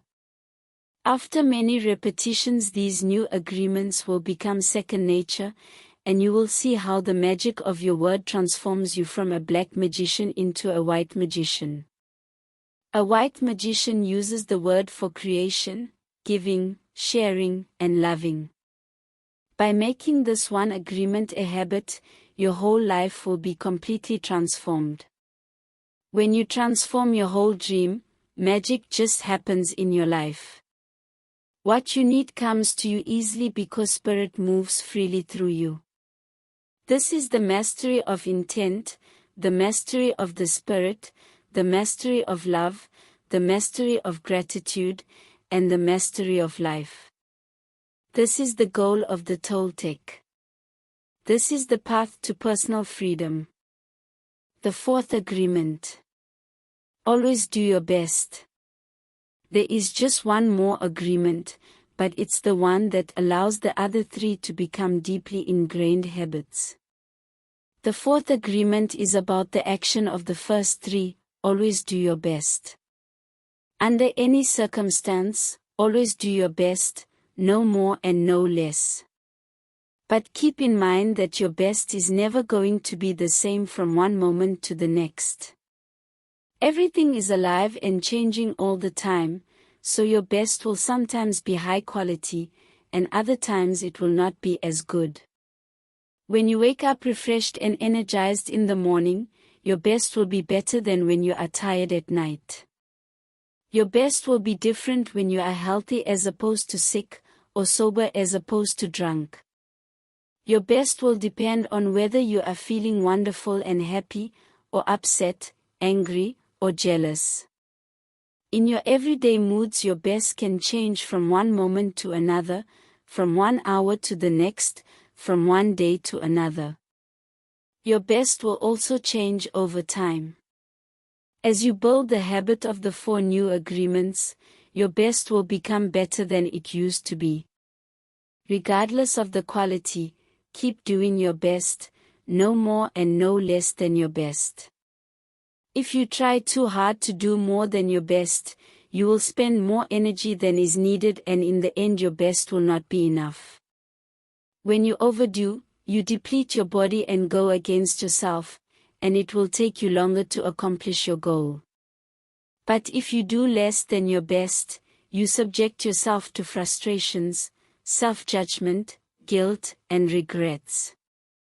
Just do your best, in any circumstance in your life.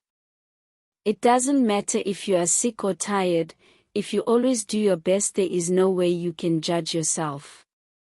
And if you don't judge yourself, there is no way you are going to suffer from guilt, blame, and self-punishment. By always doing your best, you will break a big spell that you have been under. There was a man who wanted to transcend his suffering, so he went to a Buddhist temple to find a master to help him. He went to the master and asked, "Master, if I meditate 4 hours a day, how long will it take me to transcend?" The master looked at him and said, "If you meditate 4 hours a day, perhaps you will transcend in 10 years. Thinking he could do better, the man then said, "Oh, Master, what if I meditated 8 hours a day, how long will it take me to transcend?" The master looked at him and said, "If you meditate 8 hours a day, perhaps you will transcend in 20 years.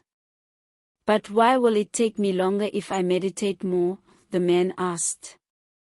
The master replied, "You are not here to sacrifice your joy or your life. You are here to live, to be happy, and to love. If you can do your best in 2 hours of meditation, but you spend 8 hours instead, you will only grow tired, miss the point, and you won't enjoy your life. Do your best, and perhaps you will learn that no matter how long you meditate, you can live, love, and be happy. Doing your best, you are going to live your life intensely. You are going to be productive, you are going to be good to yourself, because you will be giving yourself to your family, to your community, to everything. But it is the action that is going to make you feel intensely happy. When you always do your best, you take action. Doing your best is taking the action because you love it, not because you're expecting a reward. Most people do exactly the opposite. They only take action when they expect a reward, and they don't enjoy the action. And that's the reason why they don't do their best. For example, most people go to work every day just thinking of payday, and the money they will get from the work they are doing. They can hardly wait for Friday or Saturday, whatever day they receive their money, and can take time off. They are working for the reward, and as a result they resist work. They try to avoid the action and it becomes more difficult, and they don't do their best. They work so hard all week long, suffering the work, suffering the action, not because they like to, but because they feel they have to. They have to work because they have to pay the rent, because they have to support their family. They have all that frustration, and when they do receive their money they are unhappy. They have 2 days to rest, to do what they want to do, and what do? They try to escape. They get drunk because they don't like themselves. They don't like their life. There are many ways that we hurt ourselves when we don't like who we are. On the other hand, if you take action just for the sake of doing it, without expecting a reward, you will find that you enjoy every action you do. Rewards will come, but you are not attached to the reward. You can even get more than you would have imagined for yourself without expecting a reward. If we like what we do, if we always do our best, then we are really enjoying life. We are having fun, we don't get bored, we don't have frustrations. When you do your best, you don't give the judge the opportunity to find you guilty or to blame you. If you have done your best and the judge tries to judge you according to your book of laws, you've got the answer: I did my best. There are no regrets. That is why we always do our best. It is not an easy agreement to keep, but this agreement is really going to set you free. When you do your best, you learn to accept yourself. But you have to be aware and learn from your mistakes. Learning from your mistakes means you practice, look honestly at the results, and keep practicing. This increases your awareness. Doing your best really doesn't feel like work because you enjoy whatever you are doing. You know you're doing your best when you are enjoying the action or doing it in a way that will not have negative repercussions for you. You do your best because you want to do it, not because you have to do it, not because you are trying to please the judge, and not because you are trying to please other people. If you take action because you have to, then there is no way you are going to do your best. Then it is better not to do it. No, you do your best because doing your best all the time makes you so happy. When you are doing your best just for the pleasure of doing it, you are taking action because you enjoy the action. Action is about living fully. Inaction is the way that we deny life. Inaction is sitting in front of the television every day for years because you are afraid to be alive and to take the risk of expressing what you are. Expressing what you are is taking action. You can have many great ideas in your head, but what makes the difference is the action. Without action upon an idea, there will be no manifestation, no results, and no reward. A good example of this comes from the story about Forrest Gump. He didn't have great ideas, but he took action. He was happy because he always did his best at whatever he did. He was richly rewarded without expecting any reward at all. Taking action is being alive. It's taking the risk to go out and express your dream. This is different than imposing your dream on someone else, because everyone has the right to express his or her dream. Doing your best is a great habit to have. I do my best in everything I do and feel. Doing my best has become a ritual in my life because I made the choice to make it a ritual. It's a belief like any other belief that I choose. I make everything a ritual, and I always do my best. Taking a shower is a ritual for me, and with that action I tell my body how much I love it. I feel and enjoy the water on my body. I do my best to fulfill the needs of my body. I do my best to give to my body and to receive what my body gives to me. In India they perform a ritual called puja. In this ritual, they take idols that represent God in many different forms and bathe them, feed them, and give their love to them. They even chant mantras to these idols. The idol itself is not important. What is important is the way they perform the ritual, the way they say, "I love you, God." God is life.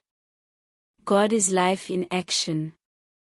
The best way to say, "I love you, God," is to live your life doing your best.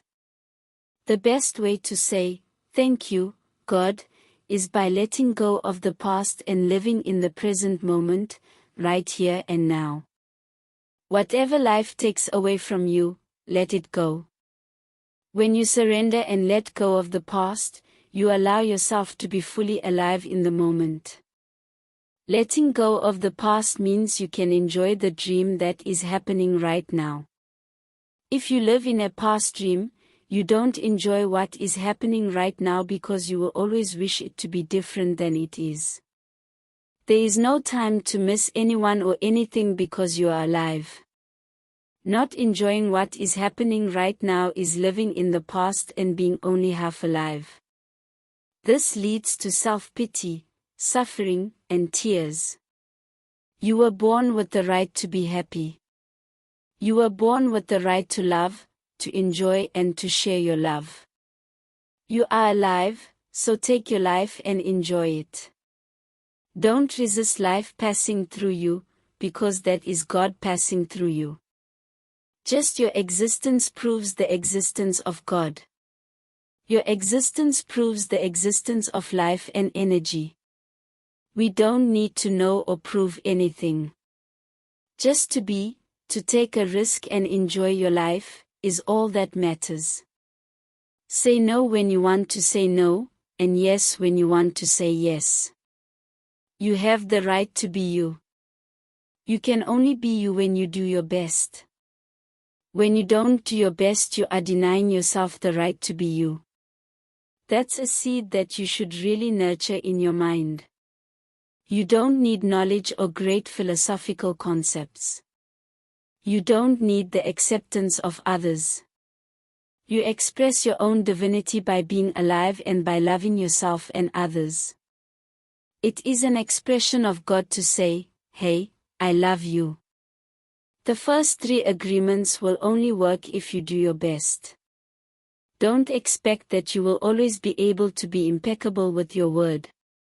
Your routine habits are too strong and firmly rooted in your mind. But you can do your best. Don't expect that you will never take anything personally, just do your best. Don't expect that you will never make another assumption, but you can certainly do your best. By doing your best, the habits of misusing your word, taking things personally, and making assumptions will become weaker and less frequent with time. You don't need to judge yourself, feel guilty, or punish yourself if you cannot keep these agreements. If you're doing your best, you will feel good about yourself even if you still make assumptions, still take things personally, and still are not impeccable with your word. If you do your best always, over and over again, you will become a master of transformation. Practice makes the master. By doing your best you become a master. Everything you have ever learned, you learn through repetition. You learn to write, to drive, and even to walk by repetition. You are a master of speaking your language because you practiced. Action is what makes the difference. If you do your best in the search for personal freedom, in the search for self-love, you will discover that it's just a matter of time before you find what you are looking for. It's not about daydreaming or sitting for hours dreaming in meditation. You have to stand up and be a human. You have to honor the man or woman that you are. Respect your body, enjoy your body, love your body, feed, clean, and heal your body. Exercise and do what makes your body feel good. This is a puja to your body, and that is a communion between you and God. You don't need to worship idols of the Virgin Mary, the Christ, or the Buddha. You can if you want to, if it feels good, do it. Your own body is a manifestation of God, and if you honor your body everything will change for you. When you practice giving love to every part of your body, you plant seeds of love in your mind, and when they grow, you will love, honor, and respect your body immensely. Every action then becomes a ritual in which you are honoring God. After that, the next step is honoring God with every thought, every emotion, every belief, even what is right or wrong. Every thought becomes a communion with God, and you will live a dream without judgments, victimization, and free of the need to gossip and abuse yourself. When you honor these 4 agreements together, there is no way that you will live in hell. There is no way. If you are impeccable with your word, if you don't take anything personally, if you don't make assumptions, if you always do your best, then you are going to have a beautiful life. You are going to control your life 100%. The 4 agreements are a summary of the mastery of transformation, one of the masteries of the Toltec. You transform hell into heaven. The dream of the planet is transformed into your personal dream of heaven. The knowledge is there, it's just waiting for you to use it. The 4 agreements are there, you just need to adopt these agreements and respect their meaning and power. Just do your best to honor these agreements. You can make this agreement today: I choose to honor the 4 agreements. It's so simple and logical that even a child can understand them. But, you must have a very strong will to keep these agreements. Why? Because wherever we go we find that our path is full of obstacles. Everyone tries to sabotage our commitment to these new agreements, and everything around us is a setup for us to break them. The problem is all the other agreements that are a part of the dream of the planet. They are alive, and they are very strong. That's why you need to be a great hunter, a great warrior, who can defend these 4 agreements with your life. Your happiness, your freedom, your entire way of living depends on it. The warrior's goal is to transcend this world, to escape from this hell, and never come back. As the Toltecs teach us, the reward is to transcend the human experience of suffering, to become the embodiment of God. That is the reward. We really need to use every bit of power we have to succeed in keeping these agreements. I didn't expect that I could do it at first. I have fallen many times, but I stood up and kept going. And I fell again, and I kept going. I didn't feel sorry for myself. There was no way that I felt sorry for myself. I said, if I fall, I am strong enough, I'm intelligent enough, I can do it. I stood up and kept going. I fell and I kept going, and each time it became easier and easier. Yet, in the beginning it was so hard, so difficult. So if you fall, do not judge. Do not give your judge the satisfaction of turning you into a victim. No, be tough with yourself. Stand up and make the agreement again. Okay, I broke my agreement to be impeccable with my word. I will start all over again. I am going to keep the 4 agreements just for today. Today I will be impeccable with my word, I will not take anything personally, I will not make any assumptions, and I am going to do my best.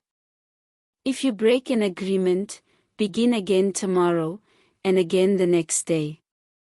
It will be difficult at first, but each day will become easier and easier, until someday you will discover that you are ruling your life with these 4 agreements. And, you will be surprised at the way your life has been transformed. You don't need to be religious or go to church every day. Your love and self-respect are growing and growing. You can do it. If I did it, you can do it also. Do not be concerned about the future, keep your attention on today, and stay in the present moment. Just live one day at a time. Always do your best to keep these agreements, and soon it will be easy for you. Today is the beginning of a new dream. The Toltec path to freedom. Breaking old agreements. Everyone talks about freedom.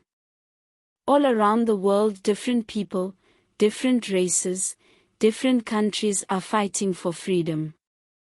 But what is freedom? In America we speak of living in a free country. But are we really free? Are we free to be who we really are? The answer is no, we are not free. True freedom has to do with the human spirit, it is the freedom to be who we really are. Who stops us from being free? We blame the government, we blame the weather, we blame our parents, we blame religion, we blame God. Who really stops us from being free? We stop ourselves. What does it really mean to be free? Sometimes we get married and we say that we lose our freedom, then we get divorced and we are still not free. What stops us?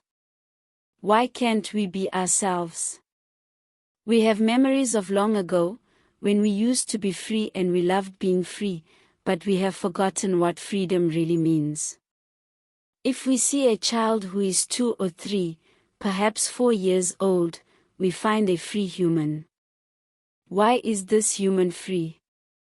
Because this human does whatever he or she wants to do. The human is completely wild.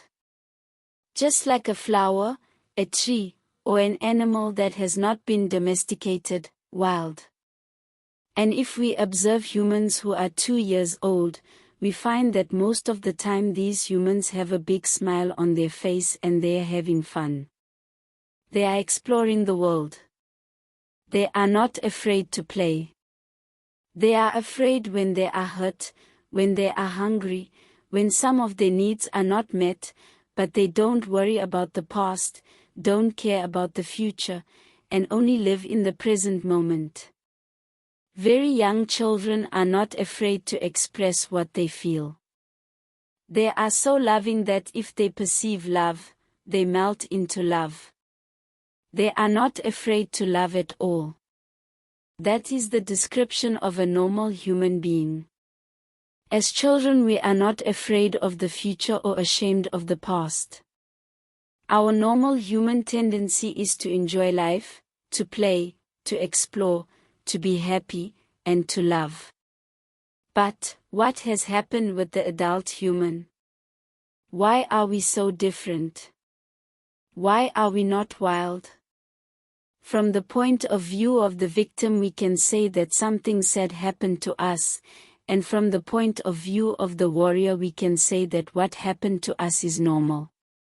What has happened is that we have the book of law, the big judge and the victim who rule our lives. We are no longer free because the judge, the victim, and the belief system don't allow us to be who we really are. Once our minds have been programmed with all that garbage, we are no longer happy.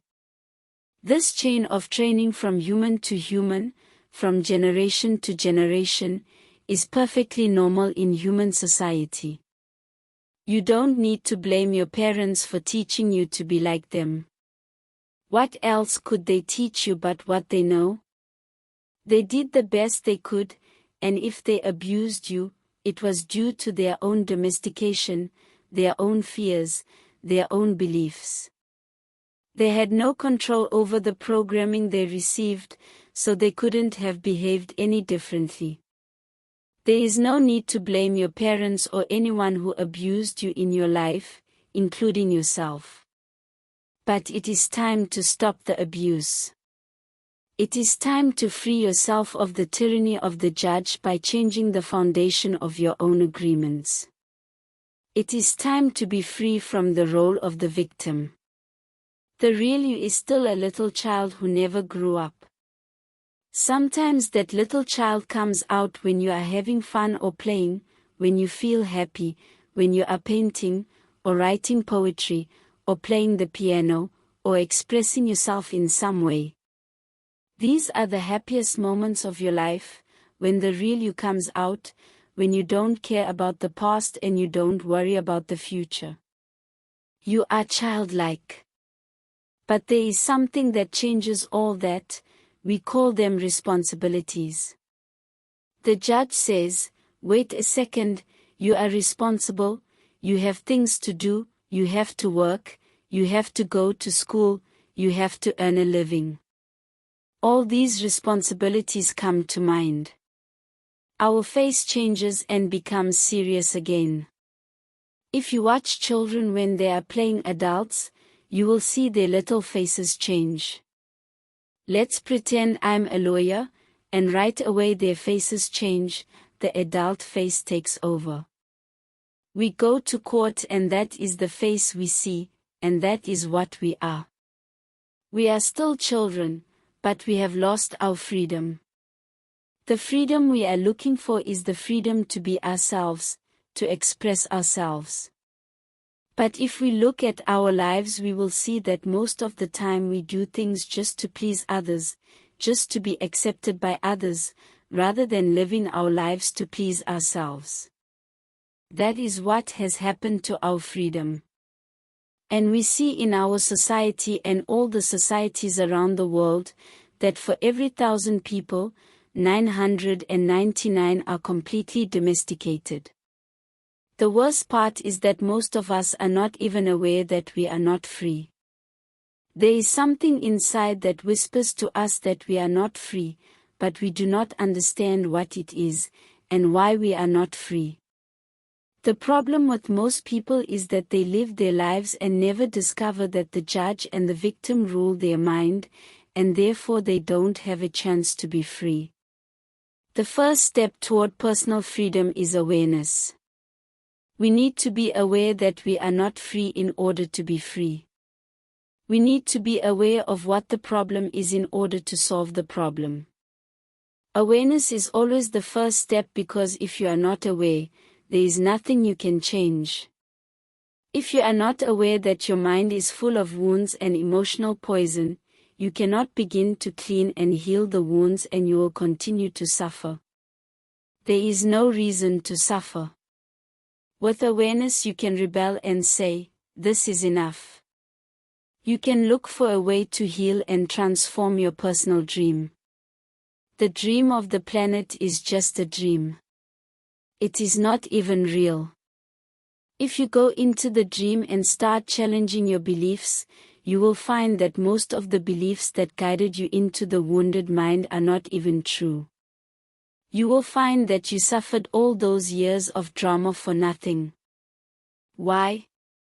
Because the belief system that was put inside your mind is based on lies. That is why it is important for you to master your own dream. That is why the Toltecs became dream masters. Your life is the manifestation of your dream, it is an art. And you can change your life anytime if you aren't enjoying the dream. Dream masters create a masterpiece of life, they control the dream by making choices. Everything has consequences and a dream master is aware of the consequences. To be Toltec is a way of life. It is a way of life where there are no leaders and no followers, where you have your own truth and live your own truth. A Toltec becomes wise, becomes wild, and becomes free again. There are 3 masteries that lead people to become Toltecs. First is the mastery of awareness. This is to be aware of who we really are, with all the possibilities. The second is the mastery of transformation, how to change, how to be free of domestication. The third is the mastery of intent. Intent from the Toltec point of view is that part of life that makes transformation of energy possible. It is the one living being that seamlessly encompasses all energy, or what we call God. Intent is life itself, it is unconditional love. The mastery of intent is therefore the mastery of love. When we talk about the Toltec path to freedom, we find that they have an entire map for breaking free of domestication. They compare the judge, the victim, and the belief system to a parasite that invades the human mind. From the Toltec point of view, all humans who are domesticated are sick. They are sick because there is a parasite that controls the mind and controls the brain. The food for the parasite is the negative emotions that come from fear. If we look at the description of a parasite, we find that a parasite is a living being who lives off of other living beings, sucking their energy without any useful contribution in return, and hurting their host little by little. The judge, the victim, and the belief system fit this description very well. Together they comprise a living being made of psychic or emotional energy, and that energy is alive. Of course it is not material energy, but neither are emotions material energy. Our dreams are not material energy either, but we know they exist. One function of the brain is to transform material energy into emotional energy. Our brain is the factory of the emotions. And we have said that the main function of the mind is to dream. The Toltecs believe that the parasite, the judge, the victim, and the belief system, has control of your mind, it controls your personal dream. The parasite dreams through your mind and lives its life through your body. It survives on the emotions that come from fear, and thrives on drama and suffering. The freedom we seek is to use our own mind and body, to live our own life, instead of the life of the belief system. When we discover that the mind is controlled by the judge and the victim and the real, us, is in the corner, we have just 2 choices. One choice is to keep living the way we are, to surrender to the judge and the victim, to keep living in the dream of the planet. The second choice is to do what we do as children when parents try to domesticate us. We can rebel and say, no. We can declare a war against the parasite, a war against the judge and the victim, a war for our independence, a war for the right to use our own mind and our own brain. That is why in all the shamanic traditions in America, from Canada to Argentina, people call themselves warriors, because they are in a war against the parasite in the mind. That is the real meaning of a warrior. The warrior is one who rebels against the invasion of the parasite.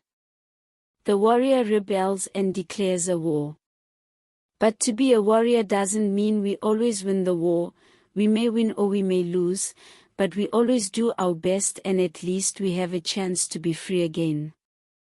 Choosing this path gives us, at the very least, the dignity of rebellion, and ensures that we will not be the helpless victim of our own whimsical emotions or the poisonous emotions of others.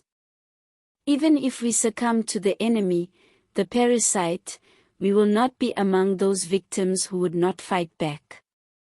At best, being a warrior gives us an opportunity to transcend the dream of the planet, and to change our personal dream to a dream that we call heaven. Just like hell, heaven is a place that exists within our mind. It is a place of joy, a place where we are happy, where we are free to love and to be who we really are.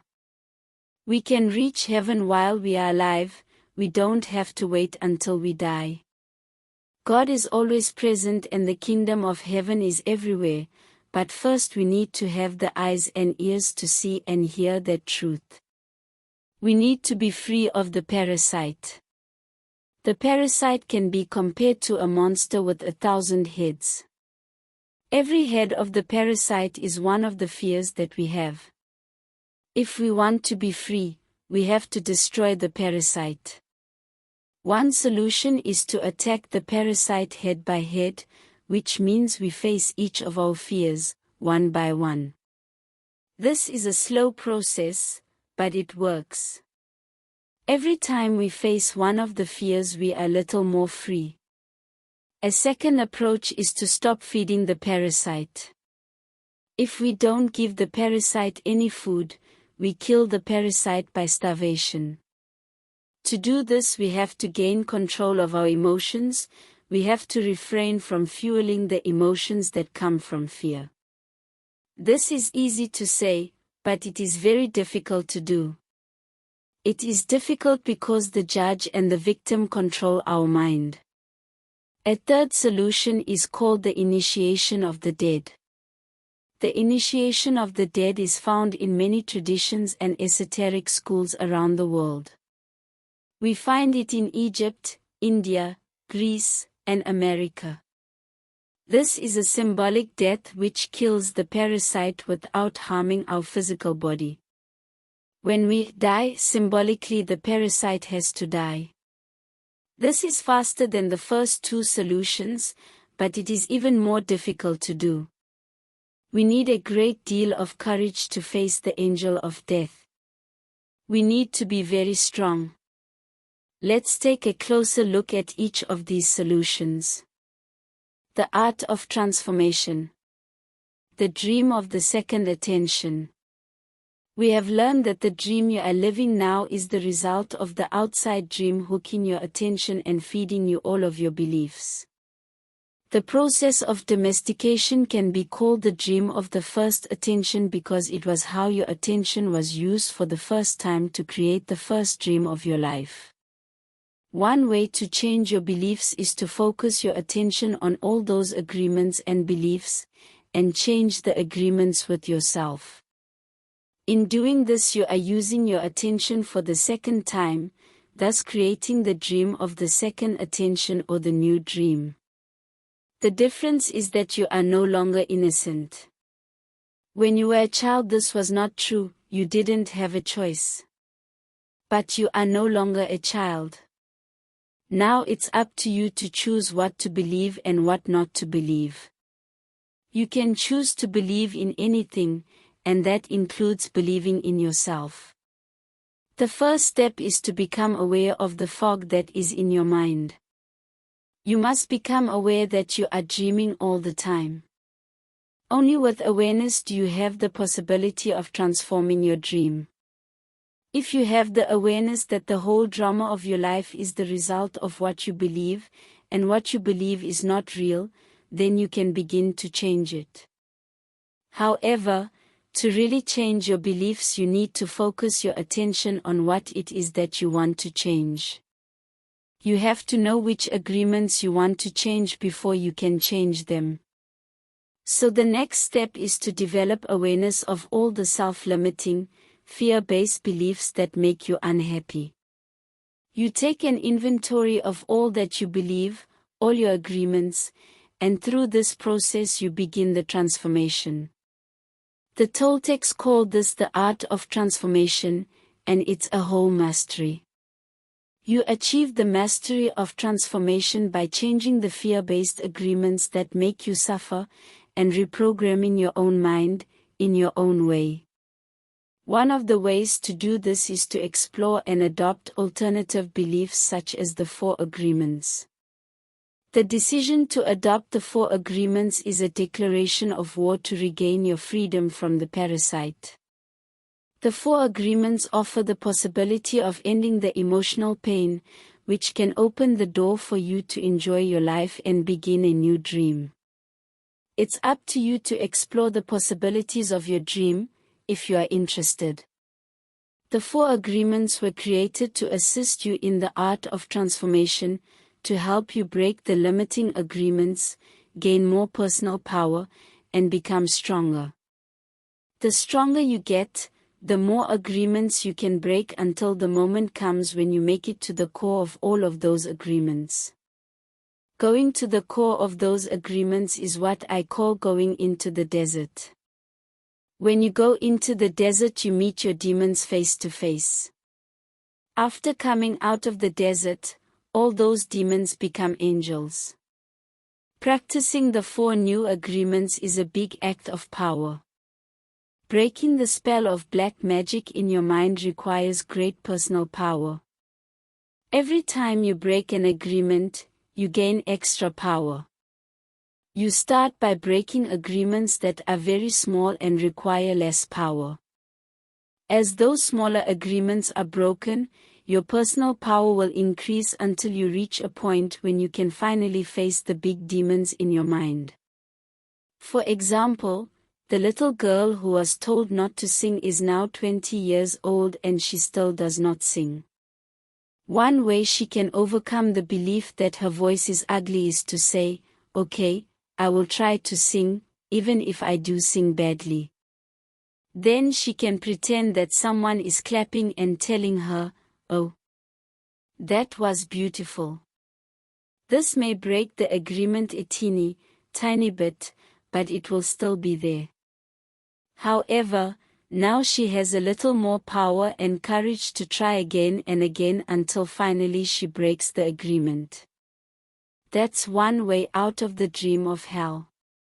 But for every agreement you break that makes you suffer, you will need to replace it with a new agreement that makes you happy. This will keep the old agreement from coming back. If you occupy the same space with a new agreement, then the old agreement is gone forever and in its place is the new agreement. There are many strong beliefs in the mind that can make this process look hopeless. This is why you need to go step by step and be patient with yourself, because this is a slow process. The way you are living now is the result of many years of domestication. You cannot expect to break the domestication in one day. Breaking agreements is very difficult because we put the power of the word, which is the power of our will, into every agreement we have made. We need the same amount of power to change an agreement. We cannot change an agreement with less power than we used to make the agreement, and almost all our personal power is invested in keeping the agreements we have with ourselves. That's because our agreements are actually like a strong addiction. We are addicted to being the way we are. We are addicted to anger, jealousy, and self-pity. We are addicted to the beliefs that tell us, "I'm not good enough, I'm not intelligent enough. Why even try? Other people will do it because they're better than me." All of these old agreements which rule our dream of life are the result of repeating them over and over again. Therefore, to adopt the 4 agreements, you need to put repetition in action. Practicing the new agreements in your life is how your best becomes better. Repetition makes the master. The discipline of the warrior, controlling your own behavior.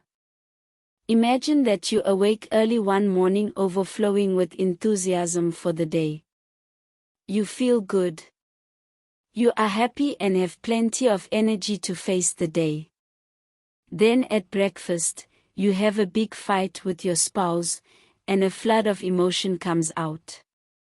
You get mad, and in the emotion of anger you spend a lot of personal power. After the fight, you feel drained, and you just want to go and cry. In fact, you feel so tired that you go to your room, collapse, and try to recover. You spend the day wrapped up in your emotions. You have no energy to keep going, and you just want to walk away from everything.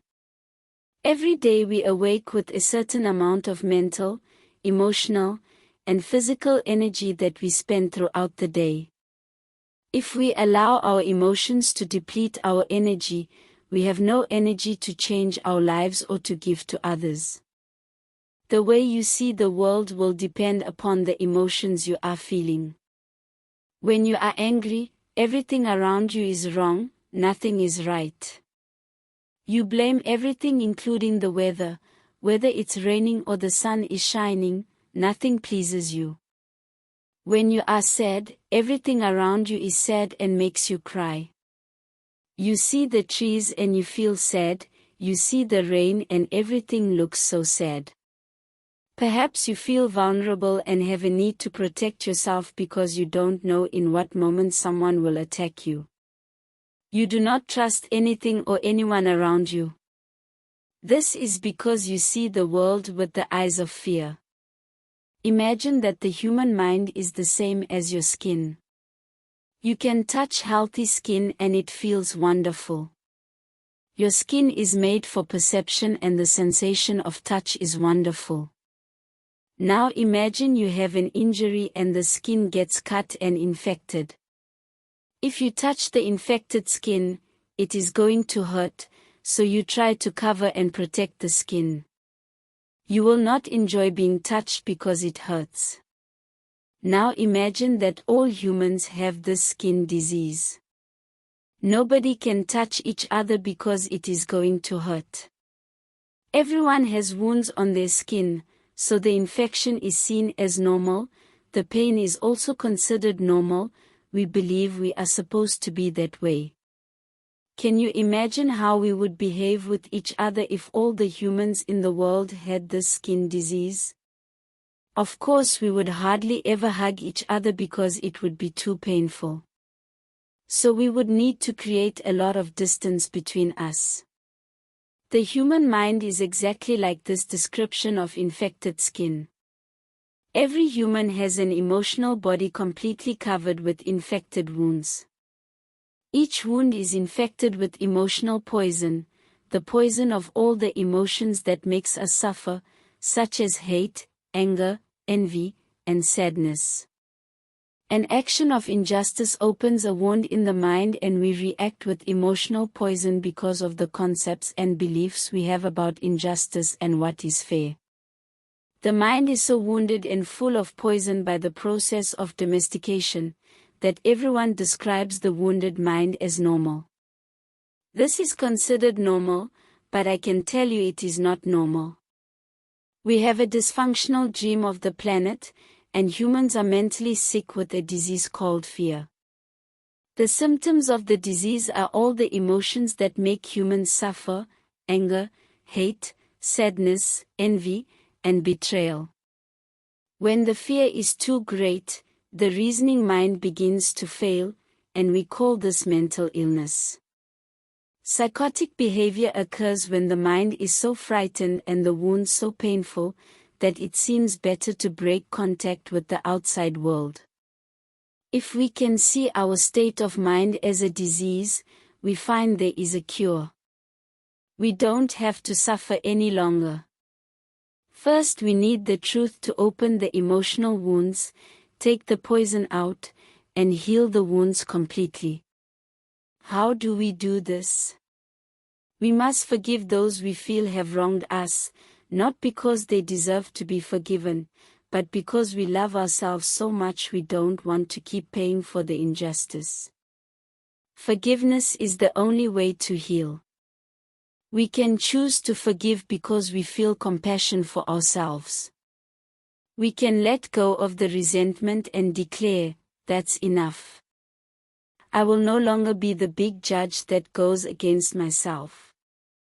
I will no longer beat myself up and abuse myself. I will no longer be the victim." First, we need to forgive our parents, our brothers, our sisters, our friends, and God.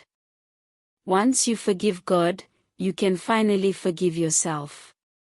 Once you forgive yourself, the self-rejection in your mind is over. Self-acceptance begins, and the self-love will grow so strong that you will finally accept yourself just the way you are. That's the beginning of the free human. Forgiveness is the key. You will know you have forgiven someone when you see them and you no longer have an emotional reaction.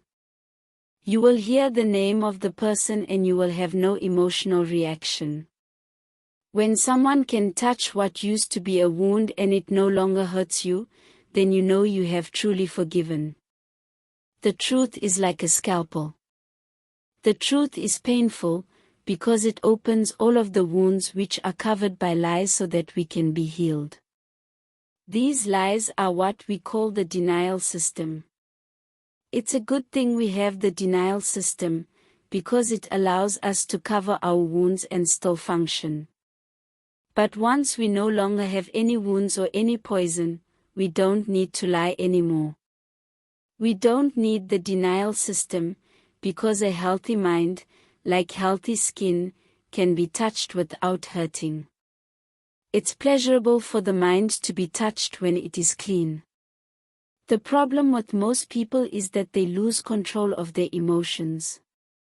It is the emotions that control the behavior of the human, not the human who controls the emotions. When we lose control, we say things that we don't want to say, and do things that we don't want to do. That is why it is so important to be impeccable with our word and to become a spiritual warrior.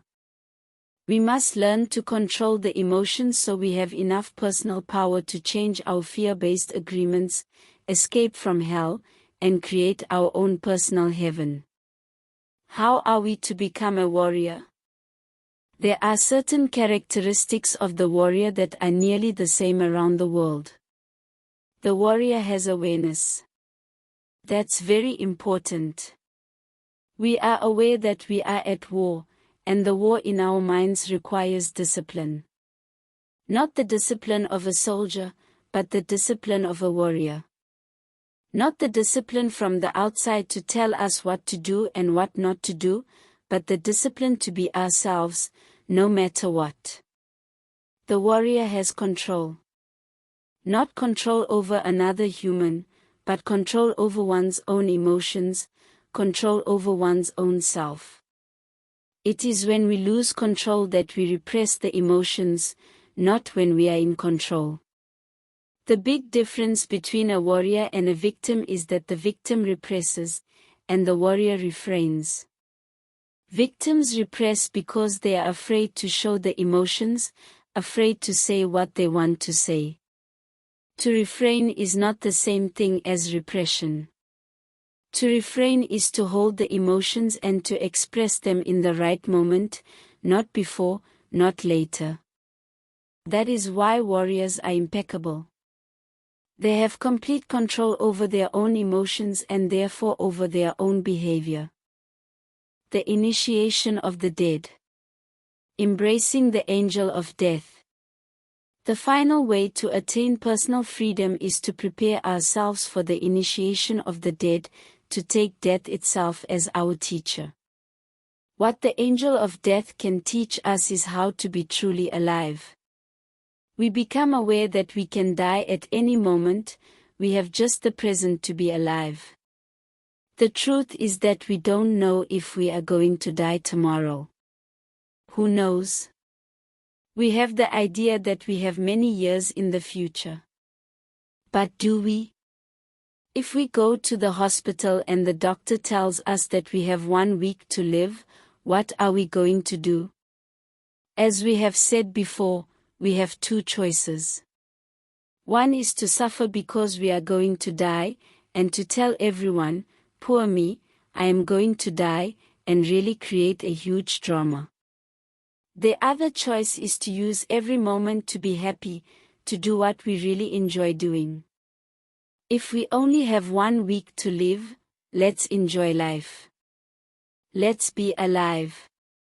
We can say, I'm going to be myself.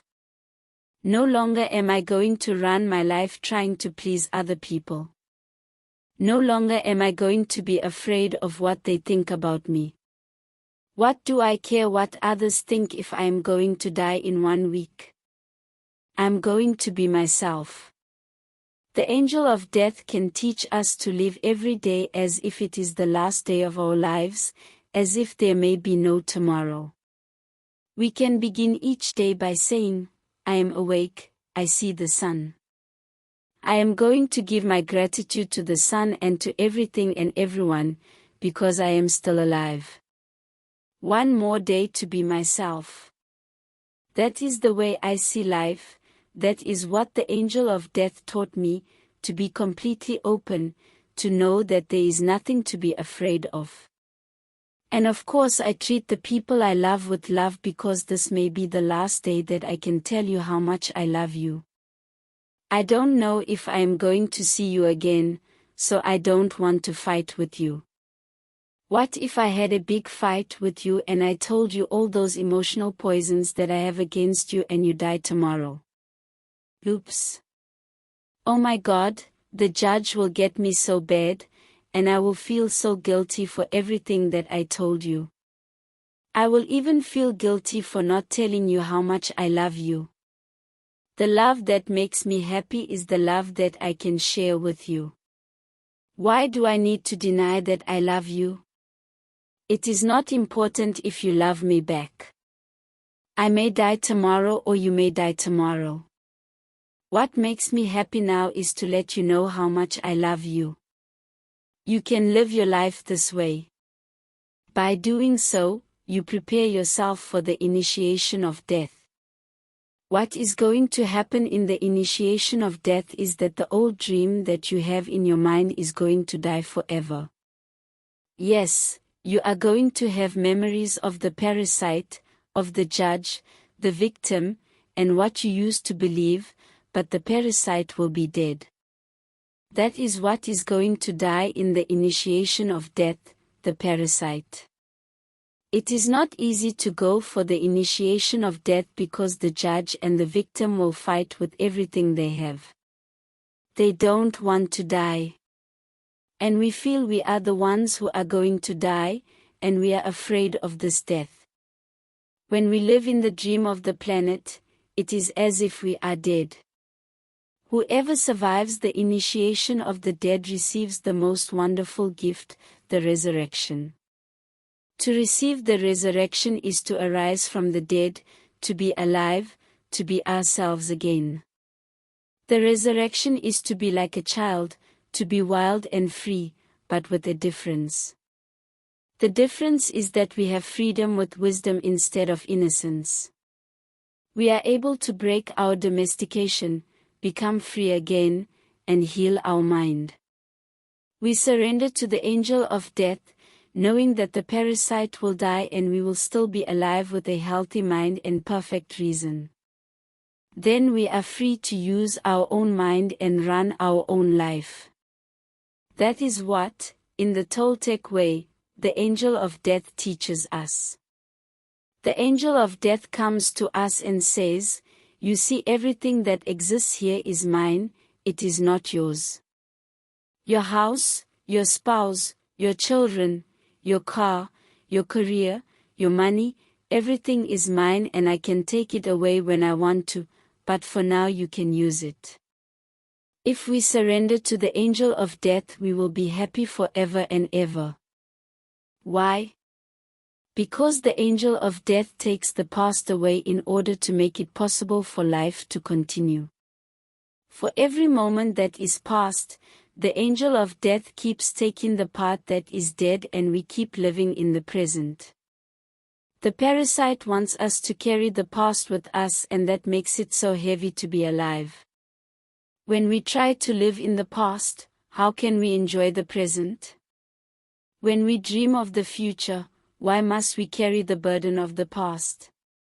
When are we going to live in the present? That is what the angel of death teaches us to do. The new dream. Heaven on earth. I want you to forget everything you have learned in your whole life. This is the beginning of a new understanding, a new dream. The dream you are living is your creation. It is your perception of reality that you can change at any time. You have the power to create hell, and you have the power to create heaven.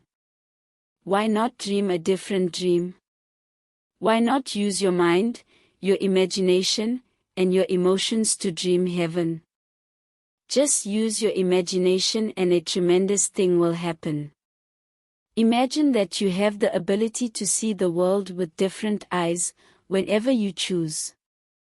Each time you open your eyes, you see the world around you in a different way.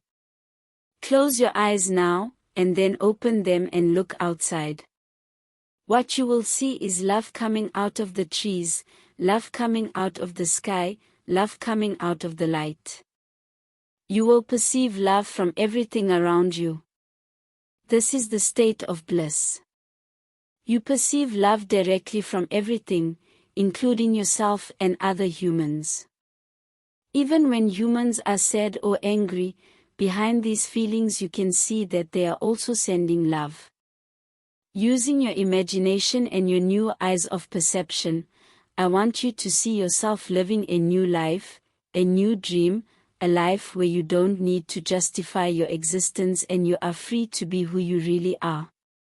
Imagine that you have permission to be happy and to really enjoy your life. Your life is free of conflict with yourself and with others. Imagine living your life without fear of expressing your dreams. You know what you want, what you don't want, and when you want it. You are free to change your life the way you really want to. You are not afraid to ask for what you need, to say yes or no to anything or anyone.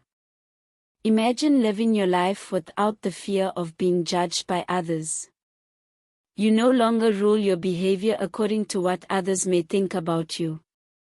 You are no longer responsible for anyone's opinion. You have no need to control anyone, and no one controls you, either. Imagine living your life without judging others.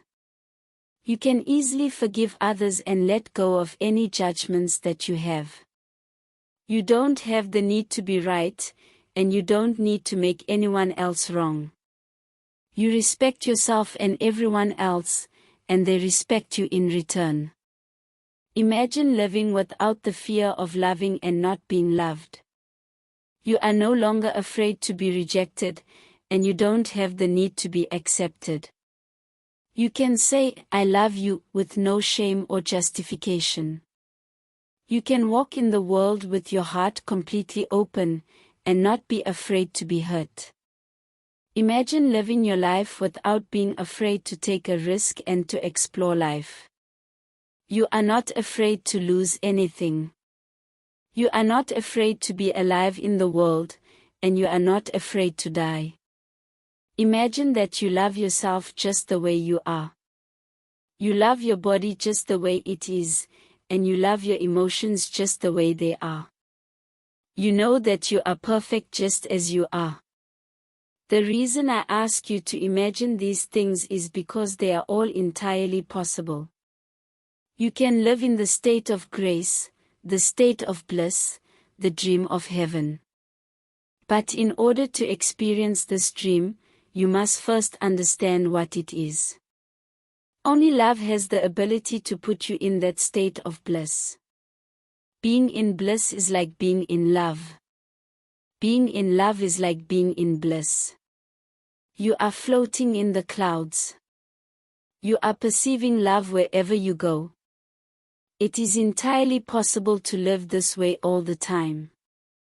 It is possible because others have done it and they are no different from you. They live in bliss because they have changed their agreements and are dreaming a different dream. Once you feel what it means to live in a state of bliss, you will love it. You will know that heaven on earth is truth, that heaven truly exists. Once you know that heaven exists, once you know it is possible to stay there, it's up to you to make the effort to do it. 2,000 years ago, Jesus told us about the kingdom of heaven, the kingdom of love, but hardly anyone was ready to hear this. They said, "What are you talking about? My heart is empty, I don't feel the love that you are talking about, I don't feel the peace that you have." You don't have to do this. Just imagine that his message of love is possible and you will find that it is yours. The world is very beautiful and very wonderful. Life can be very easy when love is your way of life. You can be loving all the time. This is your choice. You may not have a reason to love, but you can love because to love makes you so happy. Love in action only produces happiness. Love will give you inner peace. It will change your perception of everything. You can see everything with the eyes of love. You can be aware that there is love all around you. When you live this way, there is no longer a fog in your mind. The method has gone on a permanent vacation. This is what humans have been seeking for centuries. For thousands of years we have been searching for happiness. Happiness is the lost paradise. Humans have worked so hard to reach this point, and this is part of the evolution of the mind. This is the future of humanity. This way of life is possible, and it's in your hands. Moses called it the promised land, Buddha called it nirvana, Jesus called it heaven, and the Toltecs call it a new dream. Unfortunately, your identity is mixed with the dream of the planet. All of your beliefs and agreements are there in the fog. You feel the presence of the parasite and believe it is you. This makes it difficult to let go, to release the parasite and create the space to experience love. You are attached to the judge, attached to the victim. Suffering makes you feel safe because you know it so well. But there is really no reason to suffer. The only reason you suffer is because you choose to suffer. If you look at your life you will find many excuses to suffer, but a good reason to suffer you will not find. The same is true for happiness. The only reason you are happy is because you choose to be happy. Happiness is a choice, and so is suffering. Maybe we cannot escape from the destiny of the human, but we have a choice, to suffer our destiny or to enjoy our destiny. To suffer, or to love and be happy. To live in hell, or to live in heaven. My choice is to live in heaven. What is yours? Prayers. Please take a moment to close your eyes, open your heart, and feel all the love that comes from your heart. I want you to join with my words in your mind and in your heart, to feel a very strong connection of love. Together, we are going to do a very special prayer to experience a communion with our Creator. Focus your attention on your lungs, as if only your lungs exist. Feel the pleasure when your lungs expand to fulfill the biggest need of the human body, to breathe. Take a deep breath and feel the air as it fills your lungs. Feel how the air is nothing but love. Notice the connection between the air and the lungs, a connection of love. Expand your lungs with air until your body has the need to expel that air. And then exhale, and feel the pleasure again. Because when we fulfill any need of the human body, it gives us pleasure. To breathe gives us much pleasure. Just to breathe is enough for us to always be happy, to enjoy life. Just to be alive is enough. Feel the pleasure to be alive, the pleasure of the feeling of love. Prayer for freedom. Today, Creator of the universe, we ask that you come to us and share with us a strong communion of love. We know that your real name is love, that to have a communion with you means to share the same vibration, the same frequency that you are, because you are the only thing that exists in the universe. Today, help us to be like you are, to love life, to be life, to be love. Help us to love the way you love, with no conditions, no expectations, no obligations, without any judgment. Help us to love and accept ourselves without any judgment, because when we judge ourselves, we find ourselves guilty and we need to be punished. Help us to love everything you create unconditionally, especially other human beings, especially those who live around us, all our relatives and people whom we try so hard to love. Because when we reject them, we reject ourselves, and when we reject ourselves, we reject you. Help us to love others just the way they are with no conditions. Help us to accept them the way they are, without judgment, because if we judge them, we find them guilty, we blame them, and we have the need to punish them. Today, clean our hearts of any emotional poison that we have, free our minds from any judgment so that we can live in complete peace and complete love. Today is a very special day. Today we open our hearts to love again so that we can tell each other, I love you, without any fear, and really mean it. Today, we offer ourselves to you. Come to us, use our voices, use our eyes, use our hands, and use our hearts to share ourselves in a communion of love with everyone. Today, Creator, help us to be just like you are. Thank you for everything that we received this day, especially for the freedom to be who we really are. Amen. Prayer for love. We are going to share a beautiful dream together, a dream that you will love to have all of the time. In this dream you are in the middle of a beautiful, warm sunny day. You hear the birds, the wind, and a little river. You walk toward the river. At the edge of the river is an old man in meditation, and you see that out of his head comes a beautiful light of different colors. You try not to bother him, but he notices your presence and opens his eyes. He has the kind of eyes that are full of love and a big smile. You ask him how he is able to radiate all that beautiful light. You ask him if he can teach you to do what he is doing. He replies that many, many years ago he asked the same question of his teacher. The old man begins to tell you his story.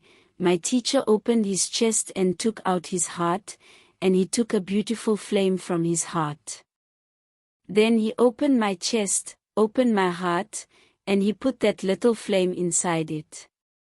He put my heart back in my chest, and as soon as my heart was inside me, I felt intense love, because the flame he put in my heart was his own love. That flame grew in my heart and became a big, big fire, a fire that doesn't burn, but purifies everything that it touches. And that fire touched each one of the cells of my body, and the cells of my body loved me back.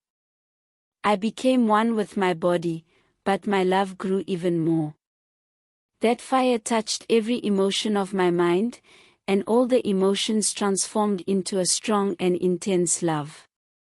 And I loved myself, completely and unconditionally. But the fire kept burning and I had the need to share my love. I decided to put a little piece of my love in every tree, and the trees loved me back, and I became one with the trees, but my love did not stop, it grew more. I put a piece of love in every flower, in the grass, in the earth, and they loved me back, and we became one. And my love grew more and more to love every animal in the world. They responded to my love and they loved me back, and we became one.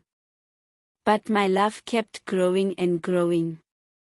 I put a piece of my love in every crystal, in every stone in the ground, in the dirt, in the metals, and they loved me back, and I became one with the earth. And then I decided to put my love in the water, in the oceans, in the rivers, in the rain, in the snow. And they loved me back and we became one. And still my love grew more and more. I decided to give my love to the air, to the wind. I felt a strong communion with the earth, with the wind, with the oceans, with nature, and my love grew and grew. I turned my head to the sky, to the sun, to the stars, and put a little piece of my love in every star, in the moon, in the sun, and they loved me back. And I became one with the moon and the sun and the stars, and my love kept growing and growing. And I put a little piece of my love in every human, and I became one with the whole of humanity. Wherever I go, whomever I meet, I see myself in their eyes, because I am a part of everything, because I love. And then the old man opens his own chest, takes out his heart with that beautiful flame inside, and he puts that flame in your heart. And now that love is growing inside of you. Now you are one with the wind, with the water, with the stars, with all of nature, with all animals, and with all humans. You feel the heat and the light emanating from the flame in your heart. Out of your head shines a beautiful light of different colors. You are radiant with the glow of love and you pray. Thank you, Creator of the universe, for the gift of life you have given me. Thank you for giving me everything that I have ever truly needed. Thank you for the opportunity to experience this beautiful body and this wonderful mind. Thank you for living inside me with all your love, with your pure and boundless spirit, with your warm and radiant light. Thank you for using my words, for using my eyes, for using my heart to share your love wherever I go. I love you just the way you are, and because I am your creation, I love myself just the way I am. Help me to keep the love and the peace in my heart and to make that love a new way of life, that I may live in love the rest of my life. Amen. This concludes the 4 agreements, a powerful reminder that true freedom begins with the commitments we make to ourselves. We hope today's book sparked clarity, courage, or even curiosity. Take a moment to breathe that in. Which of the 4 agreements will you carry forward starting now? Ready to continue your journey? Check out our recommendations. Tap the link in the description to listen next.